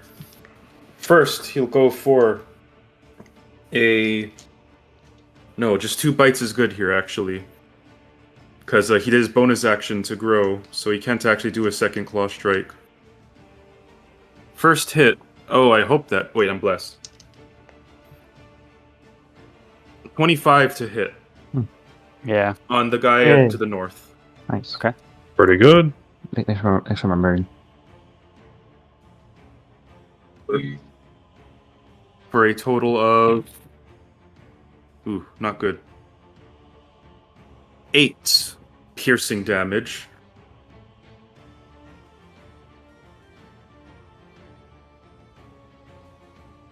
Is it normally effective? Yeah, that was a bite, you said, right? Yes, that was a bite. Would you say that Crim has bitten many feral beasts in the past? Yeah, he has. Okay. Probably bitten deer and, other things like that. This thing's fluid inside of it does not taste like any blood you've ever tasted. Neat. And then second hit. I'm gonna. Do I want to resolve this? Nah, I don't want to resolve this. It's just a whatever hit. Yeah, no, that misses. And then Crim will activate his Guardian Wings. So add another +2 to your AC, Cashmere, Okay. God. because of your half cover. God, he's gonna have more AC than Geki in that fight. And yes, pass turn. Can you beat a 21, Tal? You tell me. With these plus 18 Oh, hits. that is my turn. Okay. I think for the time being... Yeah, we're gonna see how well... Actually, I have that spell, don't I? I almost forgot I had it. But do you have this spell? Let's see. Yes, I believe. Oh shoot, can I? Hold on, I have to make sure I can hit them without hitting. I need to get a drum roll sound effect. Let's see. Up there.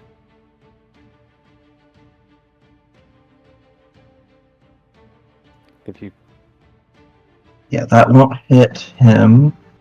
So that's 1, 2, 3, 4, I think.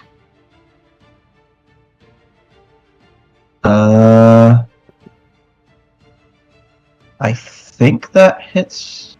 Is it a circle or? It's a square. Does that hit the? Yeah, that would work. Okay. I am going to cast web. Ooh. Oh, Oh, nice. ooh. Good shit. Wait, that grapples, doesn't it? It restrains. So Oh, that's good. That'll synergize. I'm going to layer it on the ground, and a creature that starts its turn in the area or enters it for the first time on its turn must succeed on a strength saving throw or be restrained until it breaks free or leaves the web. Okay. A restrained creature repeats the saving throw at the end of each of its turns, freeing itself on a success. The strains could be like when you like power wash a web. Yeah, I was gonna say, I don't think it will be relevant, but because even though it's magical web, because it's in heavy rainfall and it's layered on the ground, which is muddy and stuff, I said it'd be a little bit more difficult to concentrate on the spell. Maybe like a -1 to your result. Okay. Let's see. I will back a little. Oops, that is the wrong tool. We want to move. I'm gonna back away a little bit more, maybe to like here. I would rather not get knocked off the cliff. And pass turn. Okay. I'll start off with a good old reliable knowledge check. What type of roll shall I be doing? Arcana. Ooh. That alone tells us, well, confirms my suspicion that these are probably not from this plane. Doesn't confirm it, but it, okay. I'm gonna resolve that to turn that 4 on the die into a 17, so 27. Holy fuck. Okay. Okay, Tal says, determining if that hits or not. You're like level 5 and you're already almost meeting the advanced DC for legendary creature knowledge. Anyway. Hey, I have expertise in this. DC for the advanced DC for legendary creature knowledge is 30. Yeah. Okay. Yeah, you succeed handily. So you learn stuff, and then I guess 4 pieces of any information, if I'm not mistaken. Okay. These are Good. Grix. These are aberrations. They are not from this plane. Whoa, you called it. And you would know, especially the 27, that after the events of the Aquops War and the things surrounding it, a lot of those invaders from that collective planet that was a hodgepodge of many different species, lots of them went back. A lot of the ones, especially the more simple-minded ones, were lost, or what's it called when you like break morale and leave the military? AWOL? Deserted. AWOL. Deserted, yeah. Maybe deserted and kind of made their own homes on this plane, or even just behaved like animals when their commanders were slain. Things like that. And have multiplied and become integrated into the normal BOS ecosystem. That's what's happened here with these Grix. What do you wish to know? Okay, let's go with, vulnerabilities, resistances, and immunities. None. They're pretty straightforward. Okay, so So their only deal is that they have high AC and high bulk, but nothing complicated with those. That's good. Okay, please give me, sorry, I'm looking at the specific things.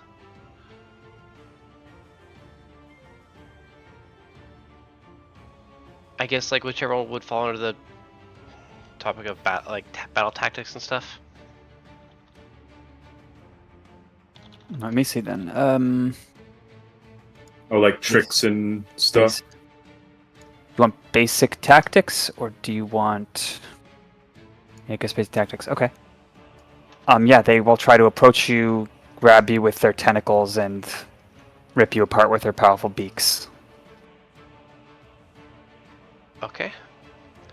I get 2 more. Strongest, weakest saves. Weak int, strong strength. Of course. Any requests for the last piece? Ballpark HP. Yeah, that's good. That. 140. Damn. Okay, not too bad. But that's Yeah. potentially The each. 2 other pieces. These things are powerful. They are considered. Oh gosh, if you see a Grick in the wild, like you better leave town. And even though there's only 2 right now, you know, this may be tough. And the second thing is that even though they live in forests, they really hate rain. It really agitates them, and they hate water of all kind. They chose a Well, unfortunately, they have high strength, so they're pretty hard to throw in the water. Yeah, but if there's a way that we can force the movement that might, or to push them into the river, that might be helpful. Okay. So yeah, Damn it. They've definitely tried to avoid water. would he have any sense on sorry if this is pushing for more, like based on the information you gave, would you have any sense that like they could potentially be calmed if they were not wet, but or would that be did I already get more than enough information?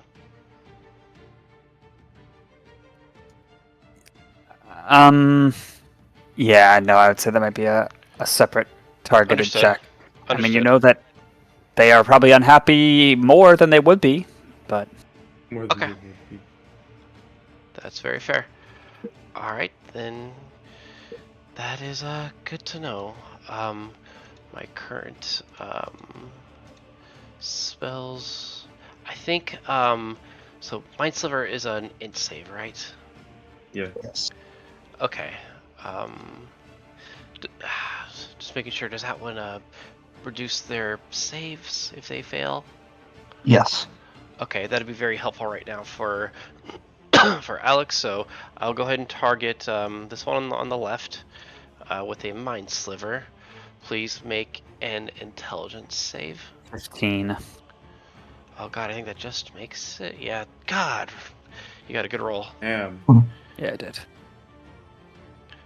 Okay, then yeah, he'll just kind of share that information and then pass turn. I don't see any reason to retreat currently. All right, Makes let's it see how they sound- attack. Makes it sound very much like a rooster, actually. Reginald no. seems. He says, "Oh, no, don't make that noise!" As the Mind Sliver is resisted. And then it shall make a dex save, I think, to escape web at the beginning. Strength, unfortunately. It's not currently restrained. It's making the save to see if it gets restrained. Okay, 12. That actually fails. It is restrained. Fuck. How ironic. All right. Yeah, this is fun reversal. Well, at least they failed the important one, but they'll get another one at the end of their turn. So Okay, it can make attacks with disadvantage, right? Correct.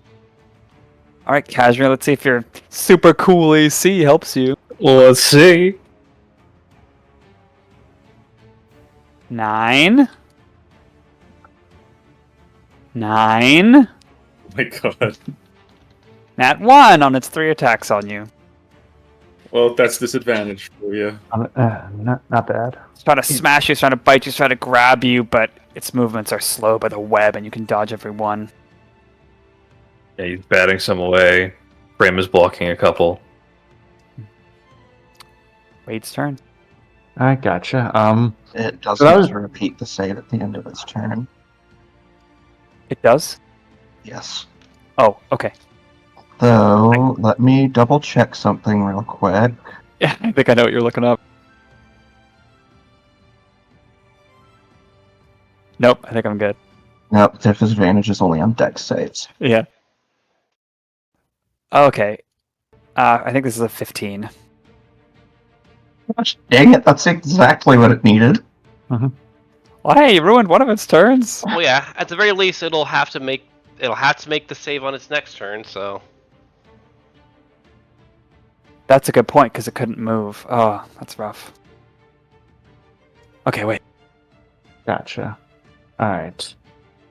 I'm trying to figure out how this will interact with the spell, because I have Dissonant Whisper, so that'll basically force it to move away using its reaction. Would that be ideal if it's already in the web area, you guys think, or no? I mean, it would provoke opportunity attacks from Crim and Cashmere.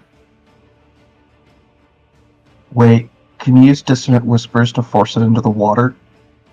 Well, the spell description is it avoids obviously dangerous areas, such as fire or pits. I wonder if this would qualify. I think water would qualify for them. Probably. Yeah, Turner would know. It's like the last thing it wants to do is go in a river. Gotcha. We should find a way to fight it in the water somehow. 'Cause is the river, is it flowing harsh? No, not harshly. Maybe like 15 feet per round. I would say that the river could also just be our escape too, if we need it. Gotcha. Just say 10 feet per round, actually. Fair enough. And then, so are both Grix in the web currently? I'm trying to see that square. Yes, they are. Gotcha.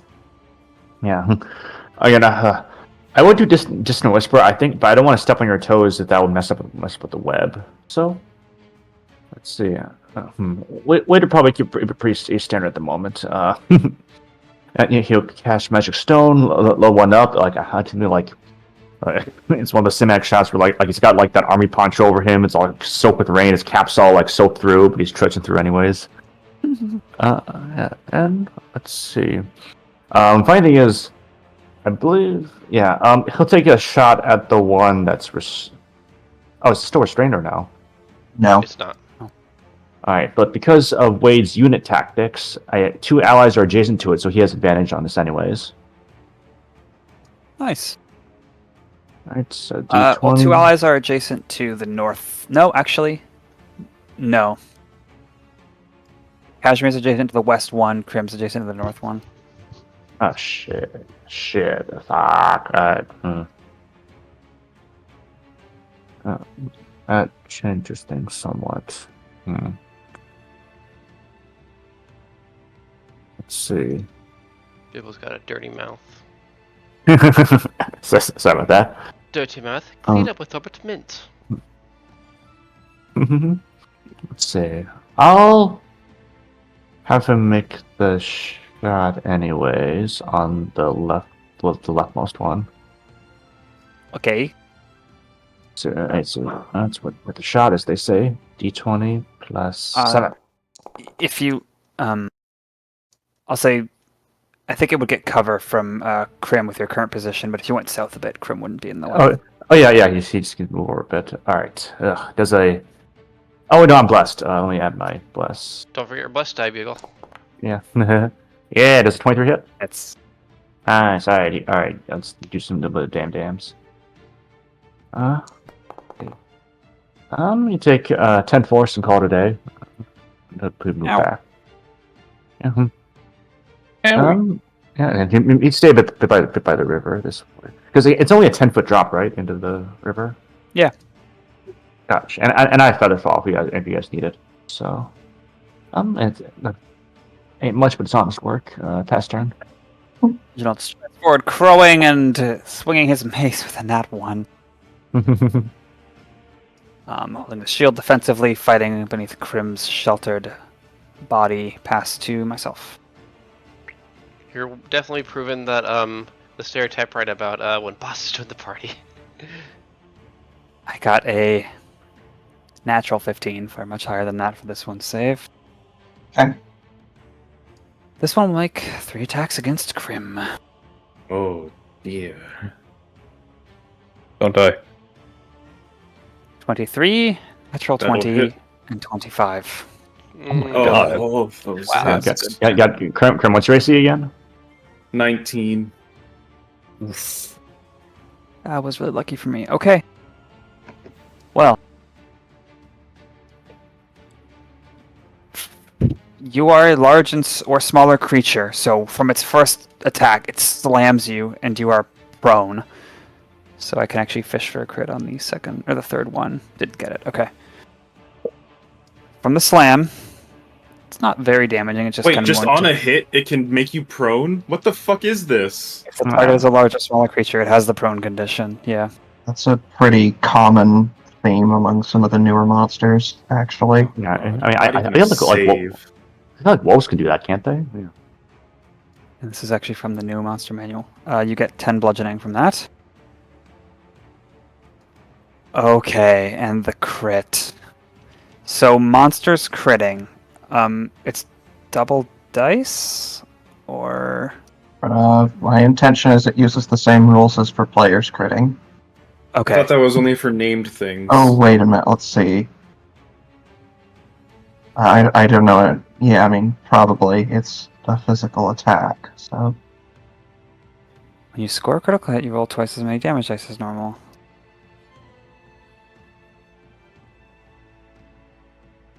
Yeah.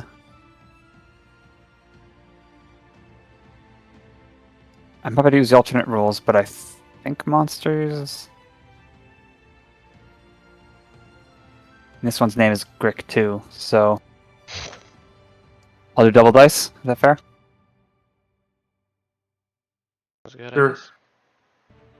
Does maybe make more sense if they roll multiple dice for their damage. Oh Christ! Take 50 piercing damage from its critical bite on you. Jesus Christ, 50, dude. Yeah. Is Crim What still the up? fuck is wrong with you? Alright, and don't use up HP that you got. Wait, it... Okay. Yeah, that was a nat 20 on the most damaging attack, and then the third attack. How much health does he have? You take 14 slashing as the tentacles Alright, grab Crim's into you. down. Cool, understood. Don't worry, I can help. And you are grappled as well while you are down. Oh my god, okay. That was... I got... Yeah, that was a strong turn for me there. Okay, Cashmere's turn. Well, not Crim. Cashmere is more than a little afraid, but he's not going to back down just yet. I do have a question first, though. So with those prime canine thingies that you affix to weapons, is that an action to put it on a weapon? Because it's like a thing you attach on, it deals an extra 1d4 piercing damage. I would say yeah, with the thought that generally you'd be able to do that without combat economy beforehand, but if you're kind of doing it in combat, yeah, you'd have to spend something there. Okay. In that case, put a pin in that for later. Cashmere is going to do a stunning strike on the Grick in front of him. Okay.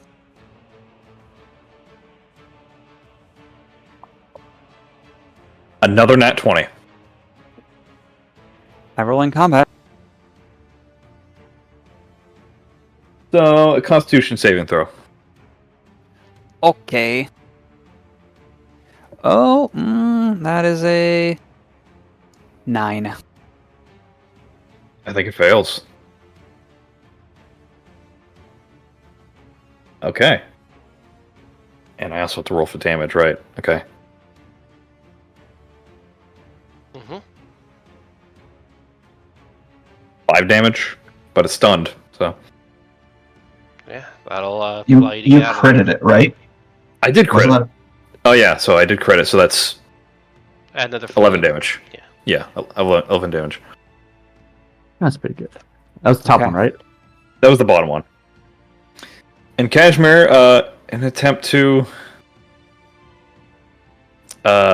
protect Crim a little bit, can he move like? So if he moves like to this spot right here, he'll be in the webs, right? Yes. Yeah. Can he move to this spot right here? Can't barely see him, but he's in there. Might be able to get over to here. Oh, that's right. Okay. If Crim's unconscious and prone, yeah, you can move through him. Sure. I would pull Cash out of there and give him like 1 foot of altitude, so his token will be on top. Hold on. I think he actually can just run around everyone here. You can do that too. You can move through his space regardless. Yeah, that too. So yeah, we don't need to overcomplicate it. What the heck? Just put him where you want to put him. Yeah, I'll just put him right here next to Reggie.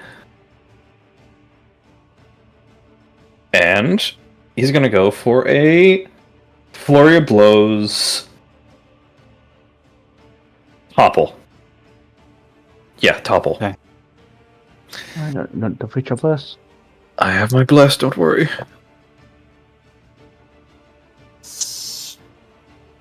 That doesn't hit. I got a 4. You have another attack with it. Does 19 hit? Yeah. Okay. So they have to roll a dex saving throw, Okay. or they will fall prone. Nat 5, false prone. Alright. Ronin Web is not a situation you want to find yourself in. If you want to use another attack on him, you'll have advantage. Yeah, and that attack was full damage, so that was 10 damage to him. With the flare blows hit. Okay. And now we're gonna go for the final attack here. With advantage. That hits. It's 20. I could pressure crit. That was a 27. That's a nat 1. Okay, 27. Okay.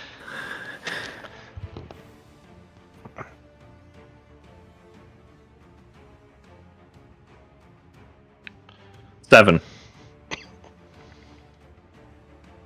Okay. Then damage to both of them. That should be his turn, and before it ends, he'll yell back to the others, "Help Crim up! Hurry!" Don't worry, I got him. We both say at the same time. Yeah. Unfortunately, I don't get to play the game. Pass turn. Yeah, I wish it was like Pathfinder, where like reorganized your turn to go for the person who knocked you out. Well, this is the first time I think we're dealing with death and dying rules for this system. It's pretty much unchanged. It's a death Yeah, saving throw on your I turn. hit my first save. I'm fine, but I don't get to play the game. Okay. That is true on this turn. Lame sauce. Okay, Actually, bullshit. my turn. I am going to... Crim occupies this space right here, correct? No. Okay. No, he is occupying. Yeah, you're fine. Okay, and I am going to upcast Cure Wounds to rank 2.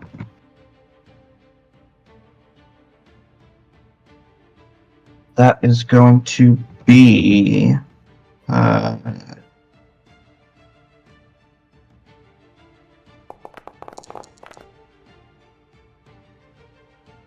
not the best roll. 14 points of healing. Oh, cool. I can go down in one hit again. Wow, that was a bad roll. Yeah. Oh my god, yeah. Hopefully we can at least split the focus. I do not have any particularly good bonus actions. I'm gonna move away a little bit and I'll say, guys, I think we might want to just run. The water would be Actually, the safest bet. yeah, I'll move to here to get more in position to try to go cliff diving should the need arise. And, pass turn. Okay. This current combat has lessened in me that I should try to get some more like crowd control type stuff in the future, because I don't have too much in that regard. Question about when an enemy is prone, do ranged attacks still incur disadvantage? Yes. Okay, so a ranged spell attack on him would be a bad idea, but the one on the left would technically have advantage. Yes. I'll go ahead and use my feature innate sorcery to give myself advantage on attack. Well, I guess that technically might be a waste right now, since I currently will have advantage. You ready, Wade? Your turn's coming up. Okay. But yeah, Turner definitely agrees with going towards the river, but maybe to try to dissuade them from chasing, he'll fire a chaos bolt at the one that is currently stunned. Good job, Les. Actually, almost right out there. 14 plus 7, 21 to hit. Mm-hmm. And I believe it's 3d8 now. I believe so. I don't remember off the top of my head. Okay, 1, 3, and 7. I just need this. I just need to quick access this one. All right. So acid, fire, or psychic. I think acid and fire are both bad choices to use when it's raining, so we'll go with psychic. And so yeah, 11 psychic damage.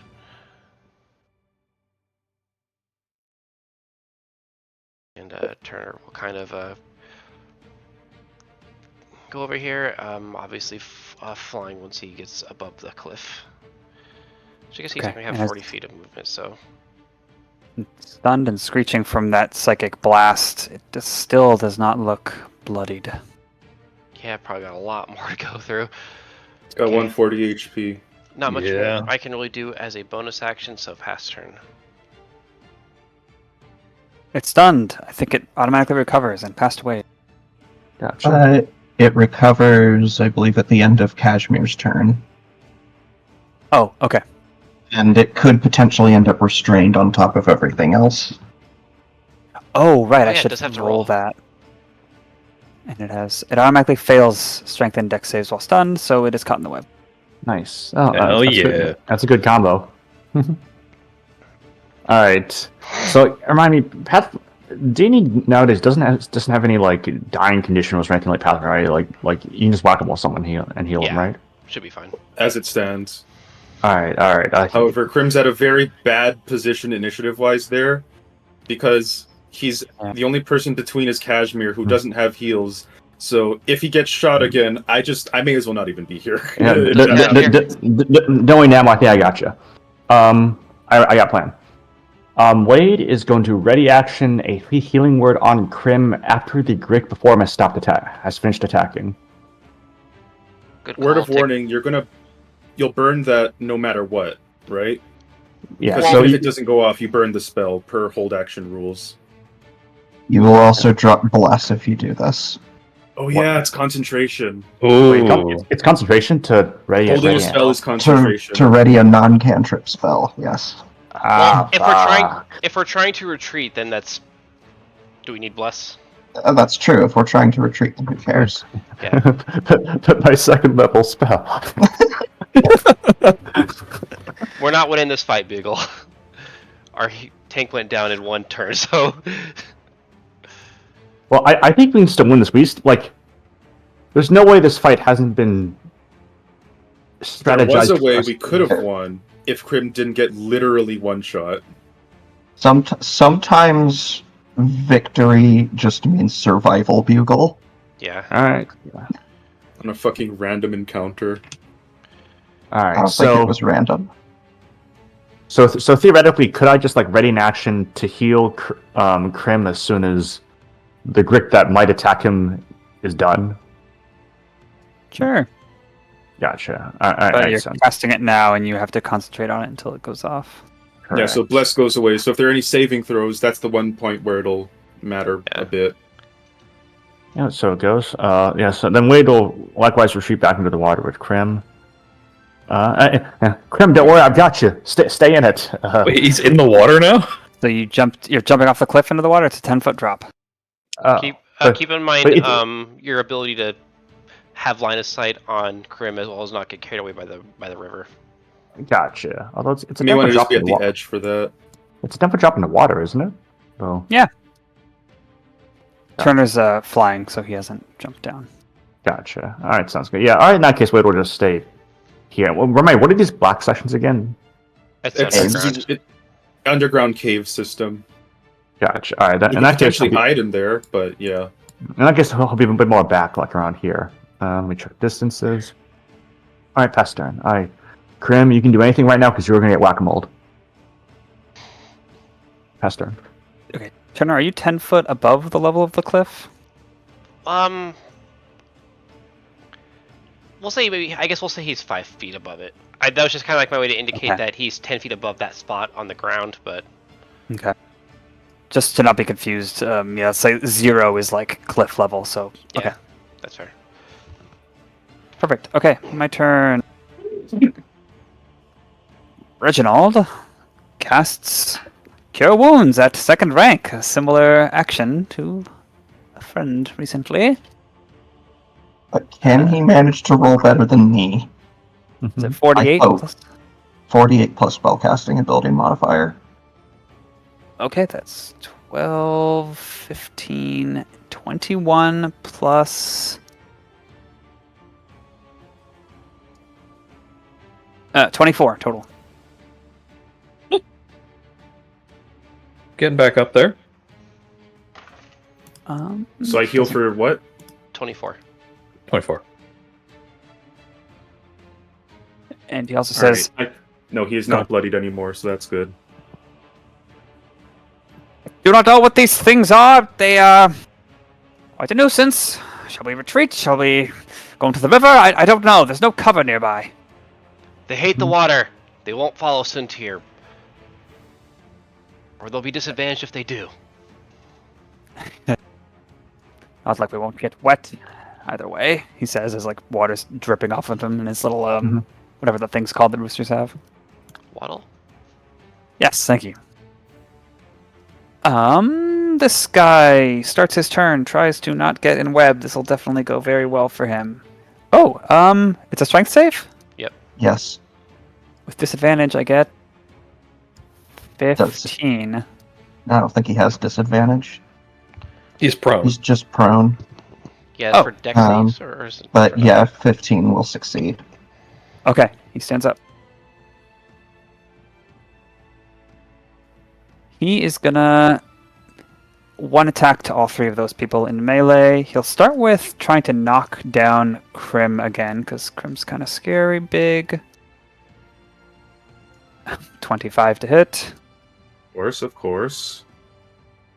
You take 10 bludgeoning and are prone. Battle of the Titans over here in the rain. He shall try to bite. This is the big damaging one. Cashmere. He'll try. 9. Nope. And the tentacles, he swings his head over, try to grab Reginald's mace arm. 14. That is a miss. He parries with the shield. All right, and then I believe my heal goes off on. Oh. Yeah. My heal goes off on Crim, so it's healing word first level. You will take 8 HP. I'm gonna give if you haven't spent it, big ol' takers off for that strategy. Thank you. Good thinking. Thank you. Yeah, that's a pro move, actually. Okay. Oh, it's Cashmere's turn. Hey, Well, can he pick up Crim? Like, as in, can he like get him back on his feet? I will Oh, say... like undo the prone condition. Yeah, if you spend your action to help up a willing creature, sure. Okay. If he moves away from it here, will he get attack of opportunity? Unless you will. disengage. Unless its reach is greater than 5 feet. Do monks Is something basically? observable? I didn't. It's something I probably could have asked for in my No, I mean like freely observed. Yeah, no. There is freely That's- observable information. Yeah, I agree. I think because of its body and the fact that it's coiled, you can deduce it actually has a reach of 10 feet for all of its attacks. Oh. Well, okay. He will try to run around to Crim and possibly take a hit. Do monks not have? I guess if you want to dash, you probably don't want to. That is safe. Yeah, it's safe. Does not get attack. Okay. So, Cashmere will use an action to help Crim back up. Hey. Get resolve. Thank you. Come on, buddy, we gotta move! Get on. Crim kind of staggers to his feet. Okay. One sec. He's gonna run back. Go for a stunning strike. Oh my god. Word of warning: mounting takes half your movement speed. Oh, he's got 45 movement. It's fine. So Or you used moved 20 so just far. now. It's 20 So, so far. Wait, did I he? guess you'll need, if you move another 5, that'll be 25. But then half, quote unquote, would be 20. So I guess Okay. that's fine Oh, if you- you mount while on. Can he not mount him and then attack? You can mount an attack, yeah. Okay. Well, let's do that then. Yeah. Oh yeah, can do that. Cashmere will mount on Crim, and then he will run on top of him, pounce off his head, and slam his hand into the thing's head in hopes of getting a stunning strike. Okay. No blessed anymore, though. That's unfortunate. Stop all day. Hey, I think it's still worth it. 18? Hits. Okay. Oh, nice. Nice. So either a 17 or 18 AC. It's not too high, actually. Constitution saving throw. Okay. Oh, fail. All right. I love stunning strikes so much. That was the bane of Tal's existence in when I was a monk. 8 damage. Tal, I don't think after what happened the first turn, you have no right.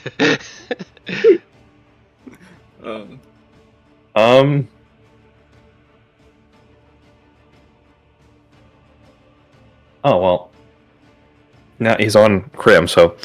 I actually do have a bonus attack, so I'll just attack again. Why not? Kick his ass. And I do have advantage, right? Because he's stunned? Yep. Yeah. Alright. I'm gonna fish for crit. That was an 18. Okay, yeah. So, 25. Mm-hmm, mm-hmm. More damage. 9 damage. Beating him up. Okay. He'll point to the water. Go, go, go! So currently, Any estimate? the one on the left will now no longer be stunned, but the one that is currently adjacent to Crim is, but you're still within attack of opportunity range. I thought Does it was. Go ahead. Does its bite have a reach? Yeah. Oh fuck me. All right. It is restrained. I love how like multiple characters, including Reginald, are like, "All right, we shall go to the water." Like no one's going in. We're working on it. It's icky. Yeah, it'll have disadvantage on any attacks opportunity it makes. Yeah, it certainly will. I mean, you could just disengage. That too. Then I can't grab Reginald. Oh. Yeah. I mean, I guess my reaction give you extra AC when you move, for what it's worth. I'll work Call on this. Yeah, Crim senses that Reginald is going to be in trouble, and with that, first he will. Whoa! Whoa. What the hell? He will move.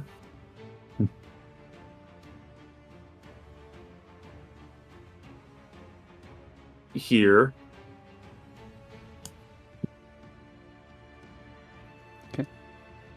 The suckers on its tentacles try to take hold of you with disadvantage to prevent you from leaving. 18? No, that narrowly misses. Fuck. Oof. And Crim, with his tail, will grapple Reginald to just hook him along to pull him. Does he agree with this? He agrees. Okay, then I move 15. I agree with that.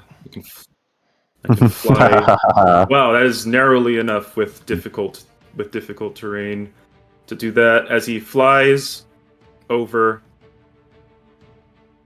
and then the sudden drop in, like the sudden differential in altitude, he's like, "Oh, that's further than I thought," and he just plummets to the ground, to the water as his turn ends, because he can only fly on his turn.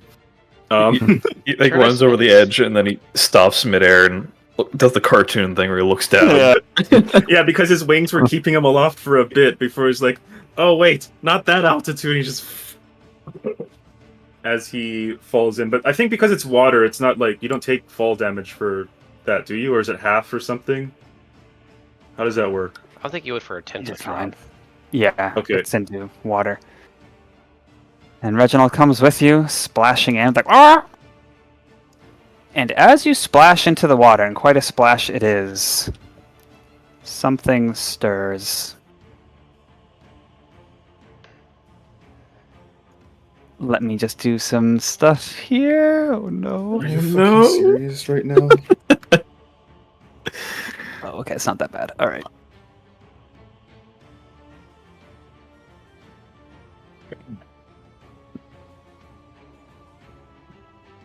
Oh man, you guys got lucky. Okay, that's all. Yeah.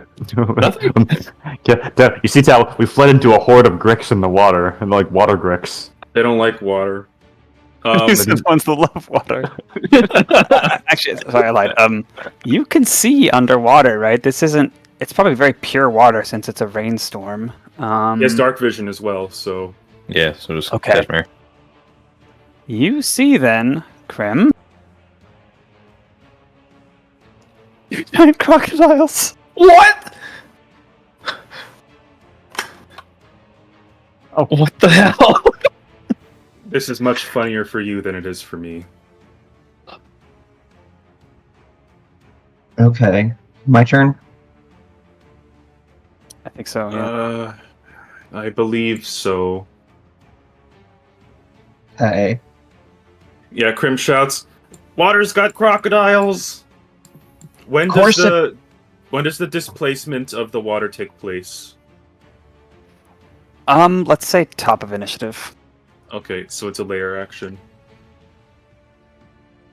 I'm gonna go ahead and jump off into the water. And seeing this crocodile. Oh, that token does not match up with that location. At all. Well, I guess when you're spinning around, it does. Yeah, it's a. I am going to cast Ray of Sickness on it. Okay. So I am going to make a ranged spell attack. Oh, that is garbage. You know what? I'm going to resolve this. Okay.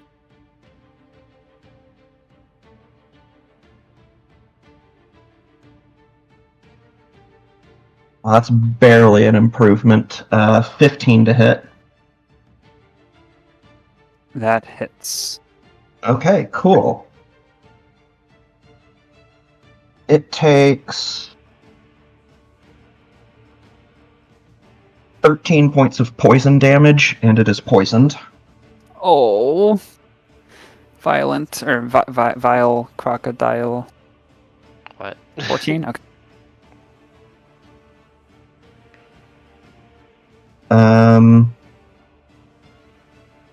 And I think I can't really talk to everybody because half of us are surfaced and half of us aren't. Well, Crim's technically surfaced. Okay. I'm gonna pop up and say, let's try to take shelter in one of those caves. And I'll assume the water's like difficult terrain or something to swim up current, is it? I think the current is already established by the flow of water per round, so you just have your normal swim speed, right? Yeah. That being said, even if it was still water, I think you still need to do a check of some kind to determine how fast you swim. How does That's that a work? Pathfinder roll. I just basically. I just have a swim speed. That's a Yeah. Pathfinder roll. Okay, but normal people don't have a swim speed. It's just double movement. Yeah. Okay. Okay, so I believe I spent 20 feet of movement to get here. So I'm gonna go ahead. There is a cave exactly south of you, and I think you can kind of see another cave just northwest. Yeah, I was planning on going for the bigger one, so I'm gonna move to here, and I will pass turn. Okay. And also, these gray circles are like boulders where you could stand on them. They're still below cliff level. If you wanted to be kind of at water level but standing out of water, if that makes sense. Wait, with a bonus action, could Crim have reached out to those as an anchor? Or object interaction? To just, like, reach out to those as an anchor? Yeah, I guess it's not as effortful as grappling someone, so sure. Okay, he did that. I did not realize those were boulders, walls. Fair. Okay. Yeah. Cool, Turner. Okay, nature to study them. Sure.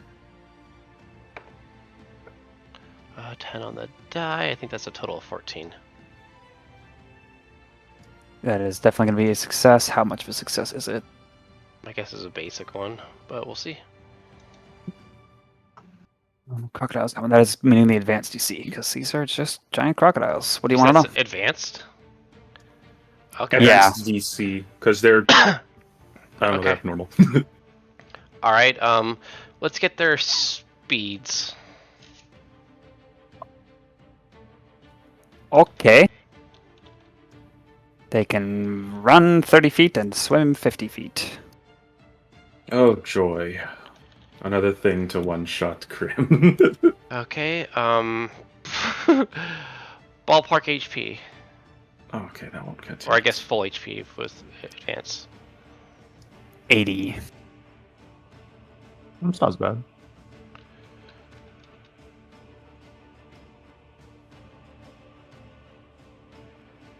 Strongest, weakest saves. I think it's going to be the exact same. Strength int.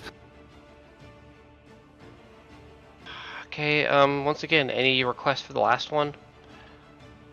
Hey, do we have a knowledge type of what's the highest dice they can do on guess attacks? on their common attacks?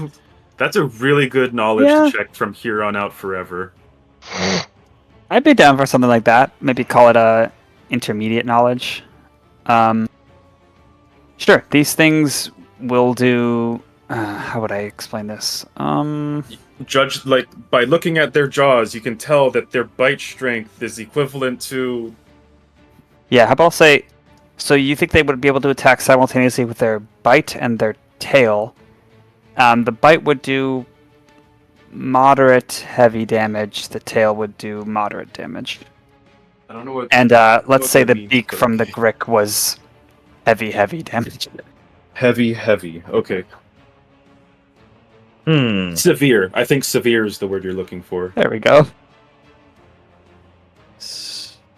I'm just using persona statements there. Weak, medium, heavy, severe, massive? I forget what the fifth tier is. You don't see it often. Okay, so what I'll do with my action then, try to discourage this thing from coming after us. I am going to place a cloud of daggers right in this point here, where it'll have to get within reach of any of these fine fellows. You're talking about the Gricks? Massive. What? Discourage what from coming after you? The alligators or crocodiles. Oh, okay. Got it. I don't know if I do it on a point or on a space, because these things are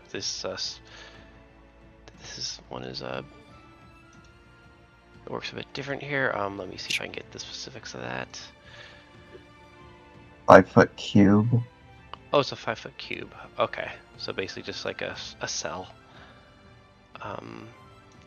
Okay, I'll basically put it 10 feet below, to be like right by these people, so that way if it's going to try to come in here and attack them, it'll have to encounter... Actually, right here will work. Okay. So you probably see like not really like bubbles or anything, but definitely the water there is just extra ripply. And then Turner is going to fly 40 feet in the direction they're going. Oh, and then you can see in the cave. Yeah, he'll also ascend, because these things probably have some good reach, so probably be able to go 40 full feet, but I'll ascend to... In real life, their Oh, wait. ascent is approximately the length of their body minus the tail. Just Actually- FYI, if you wanted to think of how terrifying gators can actually be. Okay. So yeah, we'll only ascend another 5 feet. That'll give me 20 feet of distance away from them in case they have 15 feet or more of reach because they're big past turn. Okay. This thing is already restrained. At the start of its turn, makes a strength save with disadvantage. At the end of its turn, it just Okay. makes the save. But it can use an action to try to That's not- escape as well. No, it cannot. Oh, it can't? Never mind. I'm sorry. That's crippling. So I can't do anything. Ha Well, under the current circumstances, no, because there's nothing within its reach. ha ha ha. I guess it could, like, take the dodge action. It spews fire. Oh, the web burns. Sorry. It was kind of honestly in hindsight. I think it's kind of safer with them at this point. Nah, they have less HP. The Webs crocs. aren't anchored. Yeah, okay. It can't even attack the web. That's But then I think they automatically get out. But yeah. Well, they have a high chance of getting out because they're really good at strength saves. Oh, that's But- what you mean. but they're restrained, so they. That only provides disadvantage on dex saves. Oh right. Okay, got it. Okay. Not 20. There we go.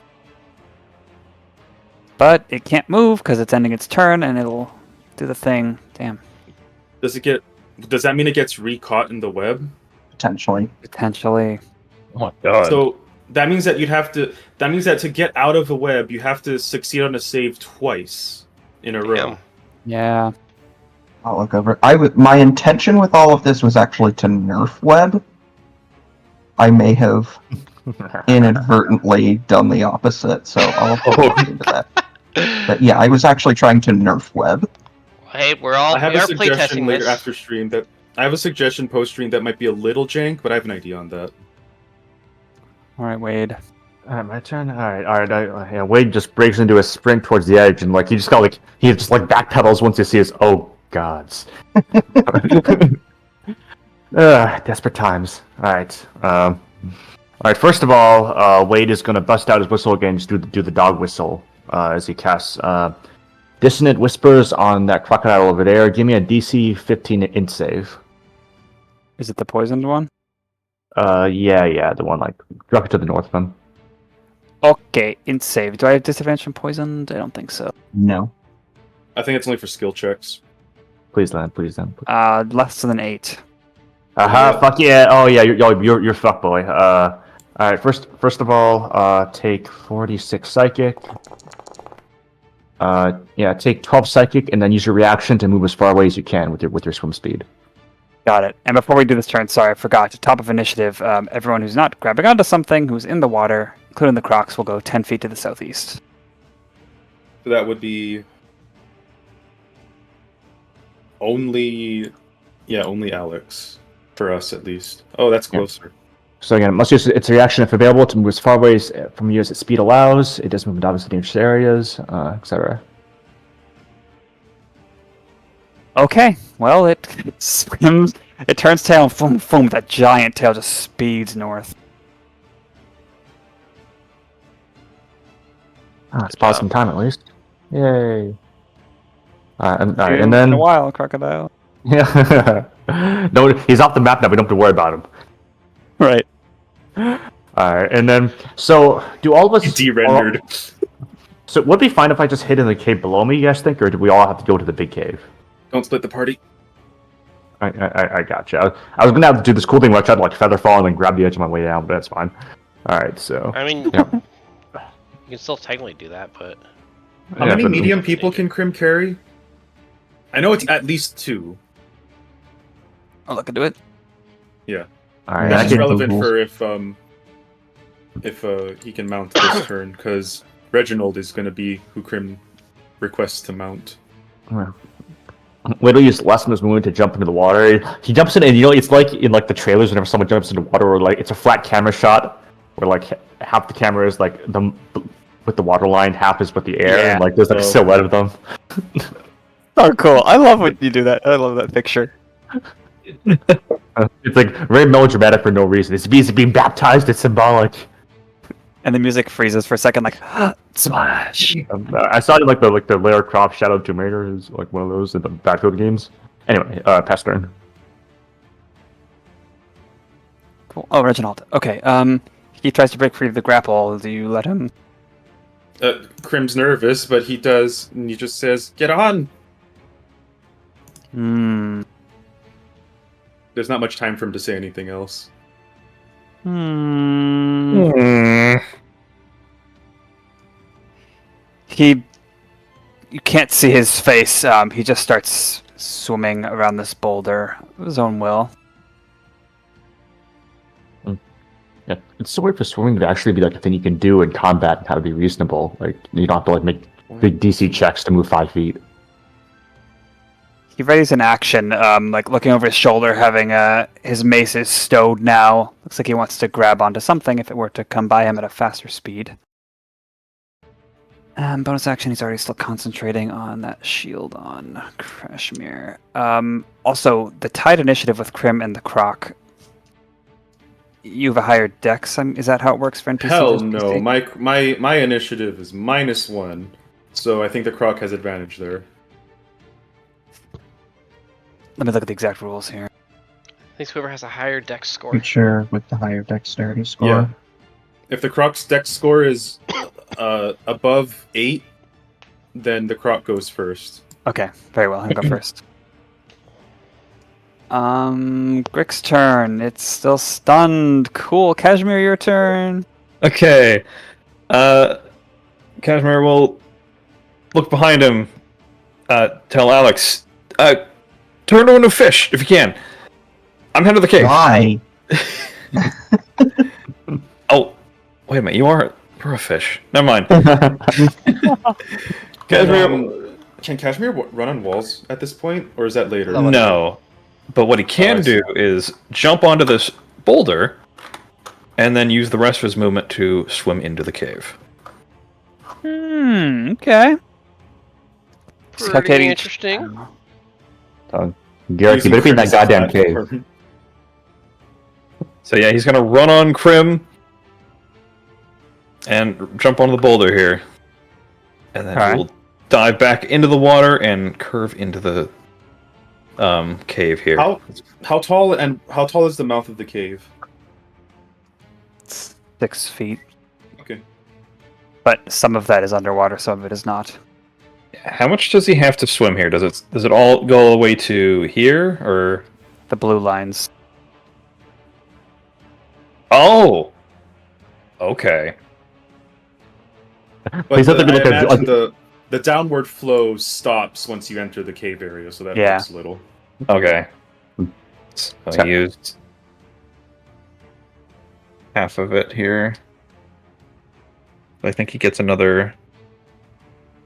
So that right there is his full movement. And then can he use a dash to go a bit more? Yeah. Sure. Okay. Yeah, please let there be a giant mountain lion in the cave or something. There's like a big polar bear or something. A growler bear. I think counting it as uplifted. half. And he's friendly. I think that's as far as he can go. Okay. Or You hear the psychic suffering of someone who is repeatedly restrained in a web above you, and you feel sympathy. I'm just Or do kidding. you? Sorry. No, he don't. No, I don't. I shouldn't rage. Yeah, that's fair. I mean, I could use Step of the Wind to go a bit farther, but I think I'll be fine for now. I'll just leave it there. It's dark in here, but you can see. You're not alone in this cave. He does have He has dark vision. Yeah. You see an uplifted tilapia familiar to Perfect. Hey, Lunch. you, who does not seem to notice your entry despite the commotion. He makes a conscious decision not to yell out just yet. He's assuming the others will follow him at this point. Cool. That's his turn. Giant Croc swims rapidly towards Reginald. No, actually, with its eyes on the water above it, it sees you, Turner, 20 feet above it. Yet this is not a great challenge for the giant crocodile. It lurches out of the water, spins, and with its reach of its tail attack, makes an attack on you. God, God. it's like a great white, like breaching. These are athletic crocodiles. Yeah, what Oh the hell? God, please don't get 20. Here we go. Please get 19 or lower. 17 to hit. Shield. What about it? Well, It activates. Okay. Thrown, it gets reflected and kind of spins and lands awkwardly back in the water. And it bites Reginald. That'll hit Reginald. Do you have a cool thing, Reginald? No, you're lame. He's so lame. Mhm. He's so lame. Look at you all washed out. You had permanent spirit guardians like 3 fights ago. Hey, that requires spell slots. Okay, that's the big damage. Okay, I'll just roll this in. 5.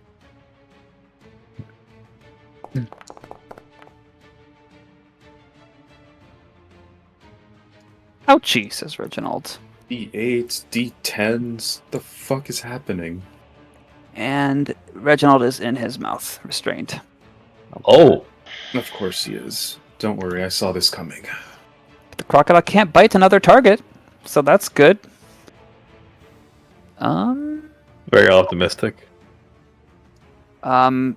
Spirit banished, poisoned giant crocodile dashes going 100 feet south.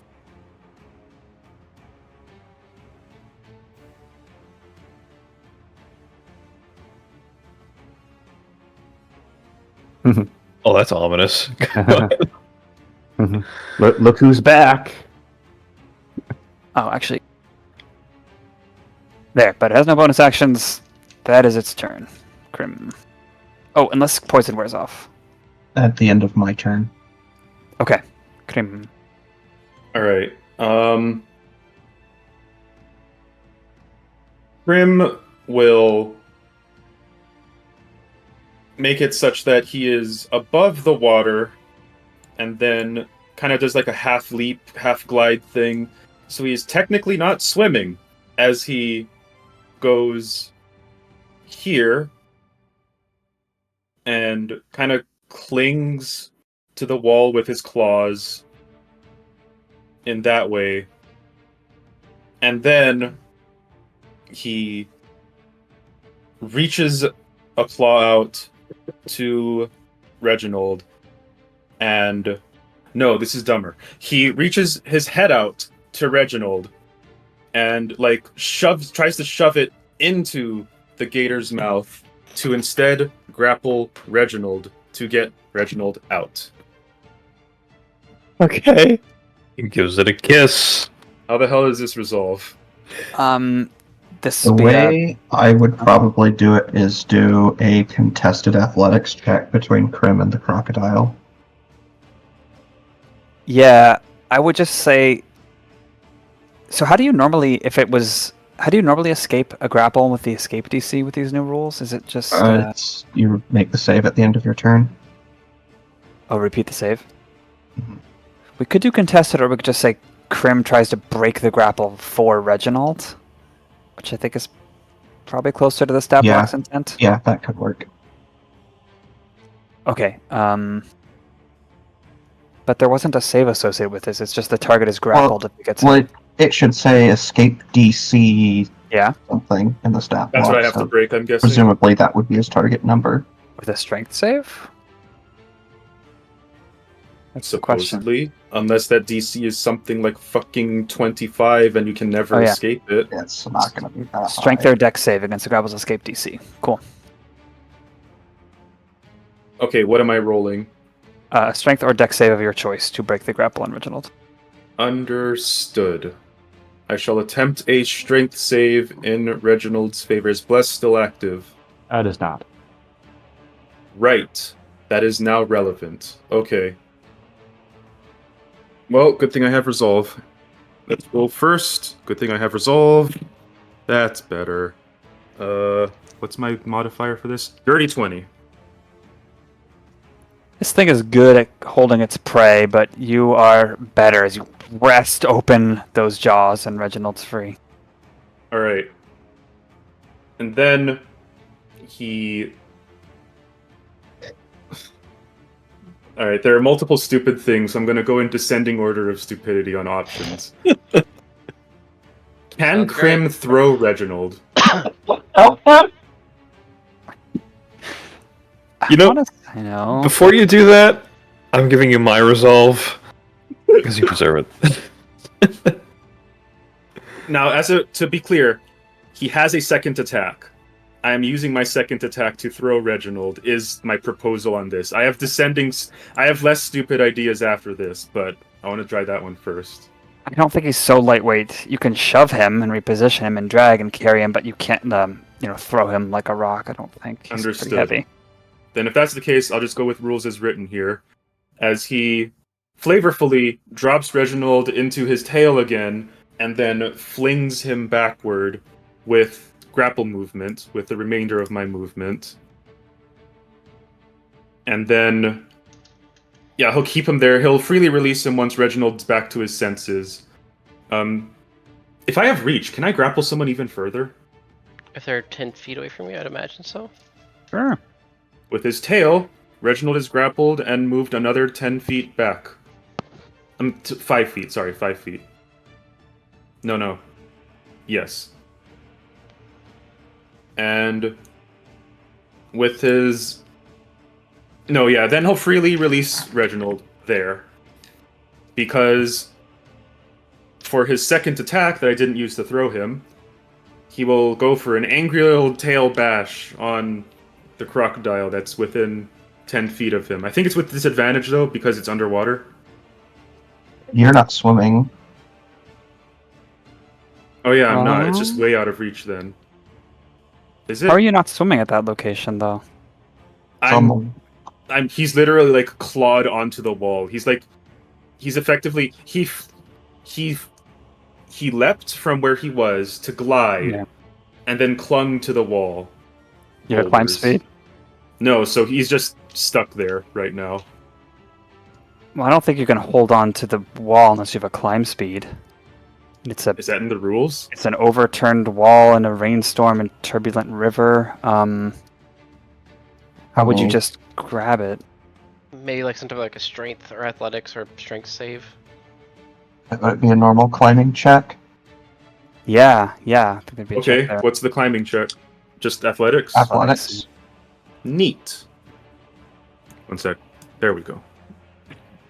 Oh my god, not 20. Finally, some luck. Okay, I was gonna say DC's 20 for these conditions, but you did it. So 34.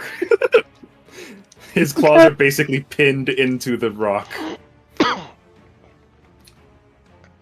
Anyway, my attempt... Am I able to reach it, or is that too far away at this point? For Tail Bash, which has reach. You're 10 feet away from him. Yeah. Then yeah. Oh, okay. Never mind, I miss. Okay. No, you can't hit him. Sorry, Noah. Pass Splash, frothing the water even further. Looks like Reginald may want to thank you, but it's too much water. He can't get words out. Yeah. Alex. Hey. He may need to disengage. Yeah, there's at least one or two spells that I potentially have access to that I really wish I had prepared right now. I'm gonna disengage. Caster. I'm going to disengage, and at least I have a swim speed. 5, 10, 15, 20, 25. I guess. I don't think I have. Can I get up onto these rocks? I would treat the rocks as difficult terrain to move on to. Let me double check how far I moved. It'd basically be 30 feet to get up to it. 20, 25. I do not have enough speed. Yeah. So I guess I'm stuck here. Oh, this is not good.